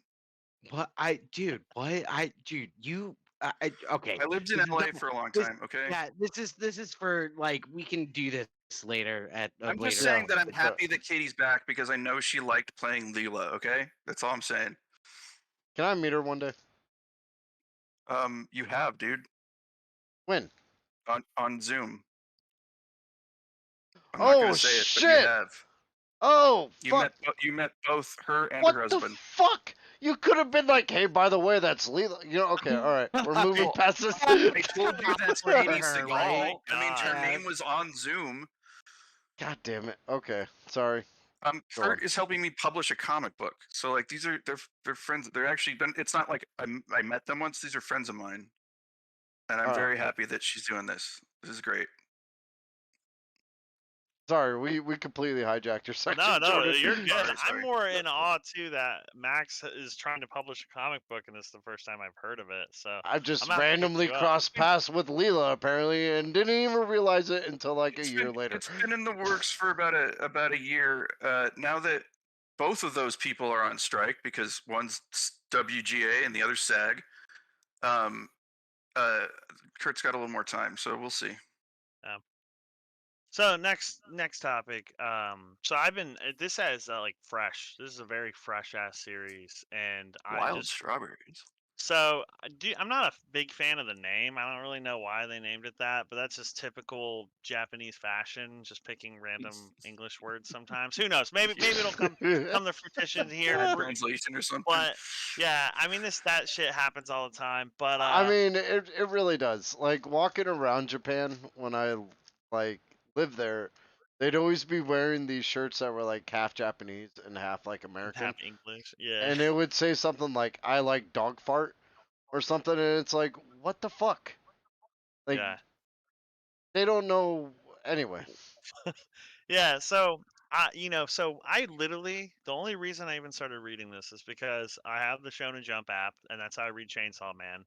And I got, I saw, a notification popped up, hey, new series, and I was like, okay, I'm trying to read more new stuff. So I started reading it, and it's pretty damn good, and I'm digging the art style. So I'm gonna I, say am the not art a looks big fan. amazing. Yeah, like it looks good, and it's got kind of like a Junji Ito thing Ooh, going for it. Oh, So what the series is that's about? cool. So there's only 2 chapters, so I can't even spoil that much, and I won't spoil the one thing. But what the series is about is essentially you're living in a world where there's a parasitic plant. Where have we heard this, right? Last of Us is just literally it's the like, very but first thing I thought but of. so this is the year of parasitic plants essentially. People are hyped about it, I guess, but um essentially they take hosts to humans, and then they grow, and then they just will burst from you, so you're almost like a walking bomb. And the people who are living Brilliant. inside inner Tokyo, like essentially lower class, they find themselves like they're in more crunch spaces, and so they find themselves more likely to get disease, whereas all the upper class seems to be living outside the city. And so it's dark. I mean, it's like there's not a ton of content yet, but it's definitely dark. Um, you know, I don't want to spoil anything because this is literally a brand new series, but This is you know, literally The Last of Us. But yeah, I mean, and more fucked up, honestly. And so I'm digging it. It's You follow a young man and a young girl, and essentially they're brother and sister, but they're not related. They just lived in the same orphanage, and the young girl seems to have one of the plants in her, but for some reason it's not bursting from her, and so they call him Jinka, but that doesn't really matter that much. But essentially, she's like hosting this plant, and for some reason it's not bursting, and he's just trying to like make ends meet, and he's an exterminator, which he essentially goes around and uses they use flamethrowers to like take out outbursts and stuff like that. So it's a neat little series. I'm enjoying it. There's 2 chapters out now. They're both free on Shonen Jump. If you go to the Shonen Jump site, anything that's new, they let you read it. And so like you don't need a Shonen Jump like a Shonen Jump subscription to read anything that's new. As long even if it gets to chapter 90, whenever they release chapter 90, it's still free. And then they kind of do a system like that. So yeah, I mean, any comments, guys? It looks amazing. I'm gonna read it. I well, love the artwork. Yeah, it looks really interesting. I Yeah, personally have never once read a manga in my entire life. manga. But if manga. Yeah. manga, but if It's you fine, tell yeah. me I can go to Shonen Jump and read it for free, I Do you, think there's a very good chance that I will check this out. do you think it's on Comixology? I don't know. I think Shonen Jump like they're trying to get people to use their app, and Okay. so it probably will be there Okay. soon enough. I'll Like, check out Shonen Jump if this shit comes out for free. That's awesome. yeah, I mean, I can send you the link for it too. Absolutely. But yeah, because as long like you just basically have to keep up with it. Because I'm sure in like a couple weeks, Okay. as more comes out, the first one will then be locked. Um, Okay. like, That makes sense. but That's a good even way to reading, release shit. yeah, but even like reading Chainsaw Man, like Chainsaw Man's at chapter 130. When it comes out, that chapter's actually free for a while. But once they start to release more chapters, then they'll lock it behind a $3 a month paywall, right? I mean, it's What? literally That's like, nothing. dude, it's so cheap. I So, know, dude. so as long as you're current, you basically don't need to pay for some of E- this stuff at all. Exactly. Yep. Yeah. Yeah. Interesting. So it's great, and I love it, and I love reading on my phone. The app is really friendly because I read Berserk um like through websites because it's really hard to obtain Berserk. They don't have a system that you can Mm, use to pay for it essentially, so it makes it really tough. I would rather read it physically, but you can yeah. only buy them in hardback, and that's very expensive. Yes, it is. Jesus. Like, but yeah, the Shonen Jump app is great. I definitely recommend it. And if you want some other series too, because I know you guys are new this episode, right? There's some Yeah. other great ones that are awesome. Um, Okay. If you but want yeah. some great suggestions, check out prior Stone Gauntlet. Yeah, I'll listen to him in full instead of just editing. No, I appreciate your editing. Anytime. So the next series I'm going over, honestly, this is not a visually great or appealing series. I'm gonna Yeah, that be. looks pretty generic. It's pretty generic, but Netflix though. they use CGI because it's a fighting series, and honestly, I love it. Like it's Huh. actually what got me into jiu-jitsu because Oh. I was like watching it and I was like, dude, this looks so this like it's so technically right like Hmm. that I was like this looks really cool. I want to go fight like this like and so I actually signed up and started fighting just because of the show and it's actually crazy to me. The last part released on Netflix in 2019 and they haven't released anything else until it's going to come out September 21st this year. They're releasing essentially their second season. Well, thank God Um they're not fucking canceling it. Netflix is really bad at that. yeah, so that's what everyone Yeah, thought. and they also keep like garbage. They cancel good stuff and they keep Oh, I garbage. know. It's You ridiculous. I know, don't know. I canceled my Netflix subscription the other day, and it was Yeah. like, "Why are you leaving?" And then it was like, "Is it because we don't have great shows? Is it because we don't have enough good movies? Because we charge too much? Is it because you can no longer share your plans?" And I'm like, Like "All of all the of the above." above. Yeah. Yeah. I'm like, Yeah. Yeah, no, I mean, and Netflix really does lack it. Like, I'm actually really sad that they picked up my favorite series is JoJo's Bizarre Adventures, and they picked up the rights to basically Holy release fuck. all of it. And so, like at this point, there's nothing out, but I know that when it gets there, I'm gonna have to. And also, this is coming out, and my wife is a streaming service fiend, so the one it's I think inevitable. I think Hulu has surpassed Netflix, honestly. Like they're gonna like Futurama's gonna be on Hulu. Yep. Fucking Poker Face is on Hulu. Like any FX show. Let's not forget Justified, about Lego Masters. Yeah. Justified. Justified. Hey, the new Justified, that's coming out too, right? Yeah, Yeah. Woo. it's You already know, out. I Yeah. realize I didn't explain the main portion of King and Ashura. So it's not Oh yeah. just. So I realized I was like, oh, I just said it was a fighting show. So what's neat about this show is essentially they've created this association called the Kingan Association, and it's all these big companies like Yeah, look at that. they what 300 years ago I think is the lore is that like people were murdering each other over like merchant like opportunities and land and stuff like that. And so what they decided is they're like, hey guys, we don't want to fucking keep just murdering all these like other each other over this stuff. We're going to create this association where we basically hire fighters to represent us in a fight. And so in things that like can't be resolved just because of money, right? Like when you get these companies, they're so rich it doesn't matter. Like they both have so much money that they can just throw at it. They'll hire proxy fighters to represent them. So Wait, wait, hold okay. up. So hold That's on, hold on. crazy. So this is like corporate, like let's say some corporation was trying to do a hostile takeover of another corporation. Right? In our times that would have been done through the legal system and Yeah. shareholders and whatever. But now it's just done with fighters in the Like ring. Yeah. Bloodsport. I love So that. so on paper it looks like it'll look, but like for example, one of the first ones they bring up is like, hey, these two companies want the rights to this land. They both just have Oh fuck my tons of god. money. They could compete forever over it.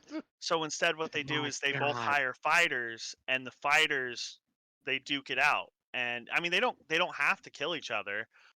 They don't most of the time actually. They stole my And idea. Dude. Listen, yeah, I've been saying every single fucking argument on the planet can be settled in Smash Bros.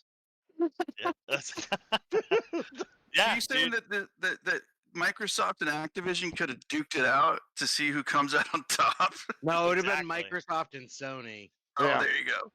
Right.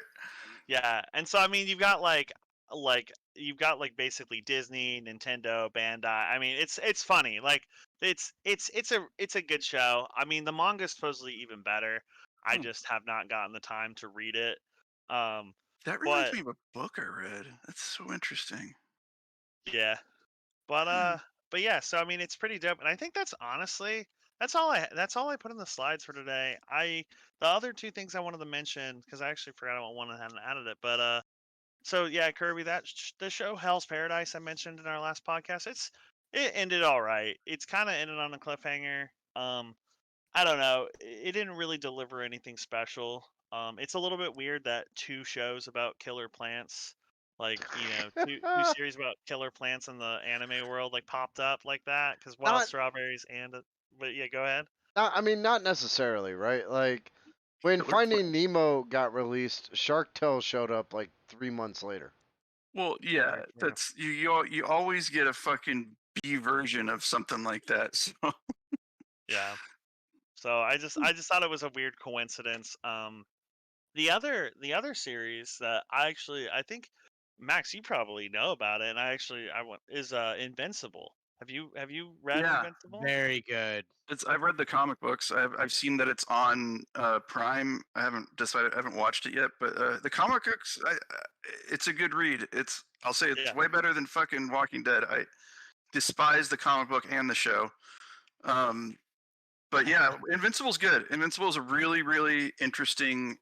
It's another sort of like interesting take on like superheroes and Yeah. Wait, why'd you Um, compare it to The Walking Dead? Because I he brought mentioned up. it earlier. I know. I Yeah. just look the first like sort of comic book like story arc, the first season, if you will. They don't really do seasons, but the first 12 issues are great. Yeah. After that, it becomes a fucking soap opera with zombies, Oh and yeah. it's with- oh I god. mean, the entire second season is essentially a zombie will occasionally wander by the farm Yeah. and be like, "This is too boring," and wander off. Yeah, it's like the show follows the comic book really closely. But like I read a lot of it because everyone was like, "This is so good, this is so fucking good," and I got 3 trade paperbacks, and I read them all, and I was like, "I want my time back." So So it's funny, dude. The reason why I even bought the Walking Dead comics is because I was watching the show, getting back into it Mm. after years, and then I was like, oh, there's a comic. Yeah. I should pick that up. I'm starting to get into manga and stuff. Dude, so no wonder I was able to get all 3 omnibuses for like $40 Oh yeah. at a show. It's amazing. So great. This is another thing. Like it's like Netflix. Great comic books. Like we'll get these runs, and like DC and Marvel are really bad about this. If it's anything different, they'll cancel it real quick. Like I can't believe that The Walking Dead. I think they're still publishing the main story of Walking Dead like comic books, which is Oh no, like there's so many. It's disgusting. the comic books are over. Like Robert Kirkman really? at least had an idea of ending it before Okay. it got like out of hand. And there are good sections of the comic books, like the fight with No, the I'm governor. not saying that it's all horrible. It's just it's a slog to read some of it. Like But the I'm glad he problem ended it because it's the comic book. Like the omnibuses are fucking fat. the problem with The Walking Dead is the show. Because the show kept like fucking going and going and going. Never watched the show. Never I've- read the comics. No, I watched the first season. But If you yeah. ever want to watch The Walking Dead, Alex, this is how you do it. Watch the first episode of the season, watch the middle ending of the season, watch the That's about middle right. opener of the season, and then watch the last episode. And you That's will about So, right. Yeah. so it's kind of like the structure of X Files, kind of it's like because that's exactly everything. what X Files. Although X Files did Monster of the Week, so like those Yeah. episodes were also good. But Yeah. Everything like for X between Files, if you're doing the season arcs, like the story arcs, it's always the first 2 episodes, the first 2 middle episodes, and the last 2 episodes. yeah, because And that's just everything how in they did. between is utter bullshit. It's irrelevant. You're 100. That's why we finally stopped watching when we got to like season 9 of The Walking Dead. It's Oh my like, god. Yeah, I know. Like, but there was a point where both Alex and I were just on our phones, like, and we're like, well, we got Walking Dead on, so we can like every once in a while we'll look up to see if anything different's happening. Something to watch while you're playing Diablo 4. Yeah, and so it is pretty funny, but yeah, but no, I'm hyped, dude. The Invincible show is really good. It's Okay, I'll different. watch it. It's different from the comics. Okay. You know how in the comics they like, well, I won't say anything, but do you know the big twist in the beginning of the comic? You know what I'm Vaguely talking about? remember it. Yeah. Yeah, that's essentially the first season of the show, and they take some of the side stories from like between chapters 1 through 40, and they kind of like put them in the show, and they changed like a couple things, but it's pretty good. We've Okay. been waiting forever though. The Invincible, like the show came out like 2 or 3 years ago, Yeah, I saw and that. I was kind of like surprised by it because it was like just I think they released a new season or something recently. I think they had a lot of, yeah, they're about to release a new season. I think they had a lot of writers quit, and then also Uh-huh. I think like, I'll be honest, the comics are a lot different than the show is, and Well, it's kind of so like The Boys. Yeah. yeah, and so uh, the I think they're trying to figure out like how can we make this story better. Because I would Okay. almost say that the pacing of the show is a lot better than the comics. Okay, that's interesting. Um, So, just as like a side note, so like you mentioned the writers quitting. So like, this is sort of one of the things that the WJ is talking about. Walking Dead did this. They were the first show to do this. They have their head writer, right? But then they contract out everyone else, so they don't really have a writer's room. So yeah. it's not, and I think Amazon produced shows that kind of do that, which I'm is sure Amazon does. It's yeah, Amazon, man. it's a I'm sure shitty they do. it's a shitty way to do it because then you don't get to employ like writers who don't have a name yet. So You know, what's up with Netflix? Like, here's the thing: how I feel it whenever I used to be good. watch, whenever I watch a Netflix show outside of Black Mirror, uh, Mhm. like Ozark, or one of their other fucking TV What about series, Altered Carbon? That was one of the best ones, and they canceled it. Altered Carbon. They all have that feeling. Oh, Stranger Things. They all have the Stranger feeling Things. that this is good. It's almost good, but it's also it has an undercurrent of Netflix. Well, but Like, yeah, it's like they don't know if it's gonna get canceled, right? Like, and what really pissed me off about Altered Carbon is it. The second season ended on a cliffhanger, and they did. I read the book, Yeah. all three, and the show. It's another instance where the show is better. Um, and the second season had nothing to do with the second book, which is great because the second book had a The lot of weird sex the scenes. first season of Altered Carbon is, I think, one of It's amazing. one of the greatest sci-fi neo Yeah. noir. Like, it is fantastic. I, The second season I liked because they decided to do something different. I know, but they left Right. it. He was going out like it was stupid that they canceled it. The same thing with Cowboy Bebop, but like, yeah, the first season of Altered Carbon follows the book real closely, and I thought Altered Carbon, the first book, was one of my favorite cyberpunk books Is until it I a saw that book or is it it's a book. It's a book, okay. Yeah. Um, it's in the same vein as like Philip K. Dick, like Blade Runner kind of stuff. Or Yeah. um, it's the second two books are okay. The first book is a revelation of cyberpunk. The show blew me away.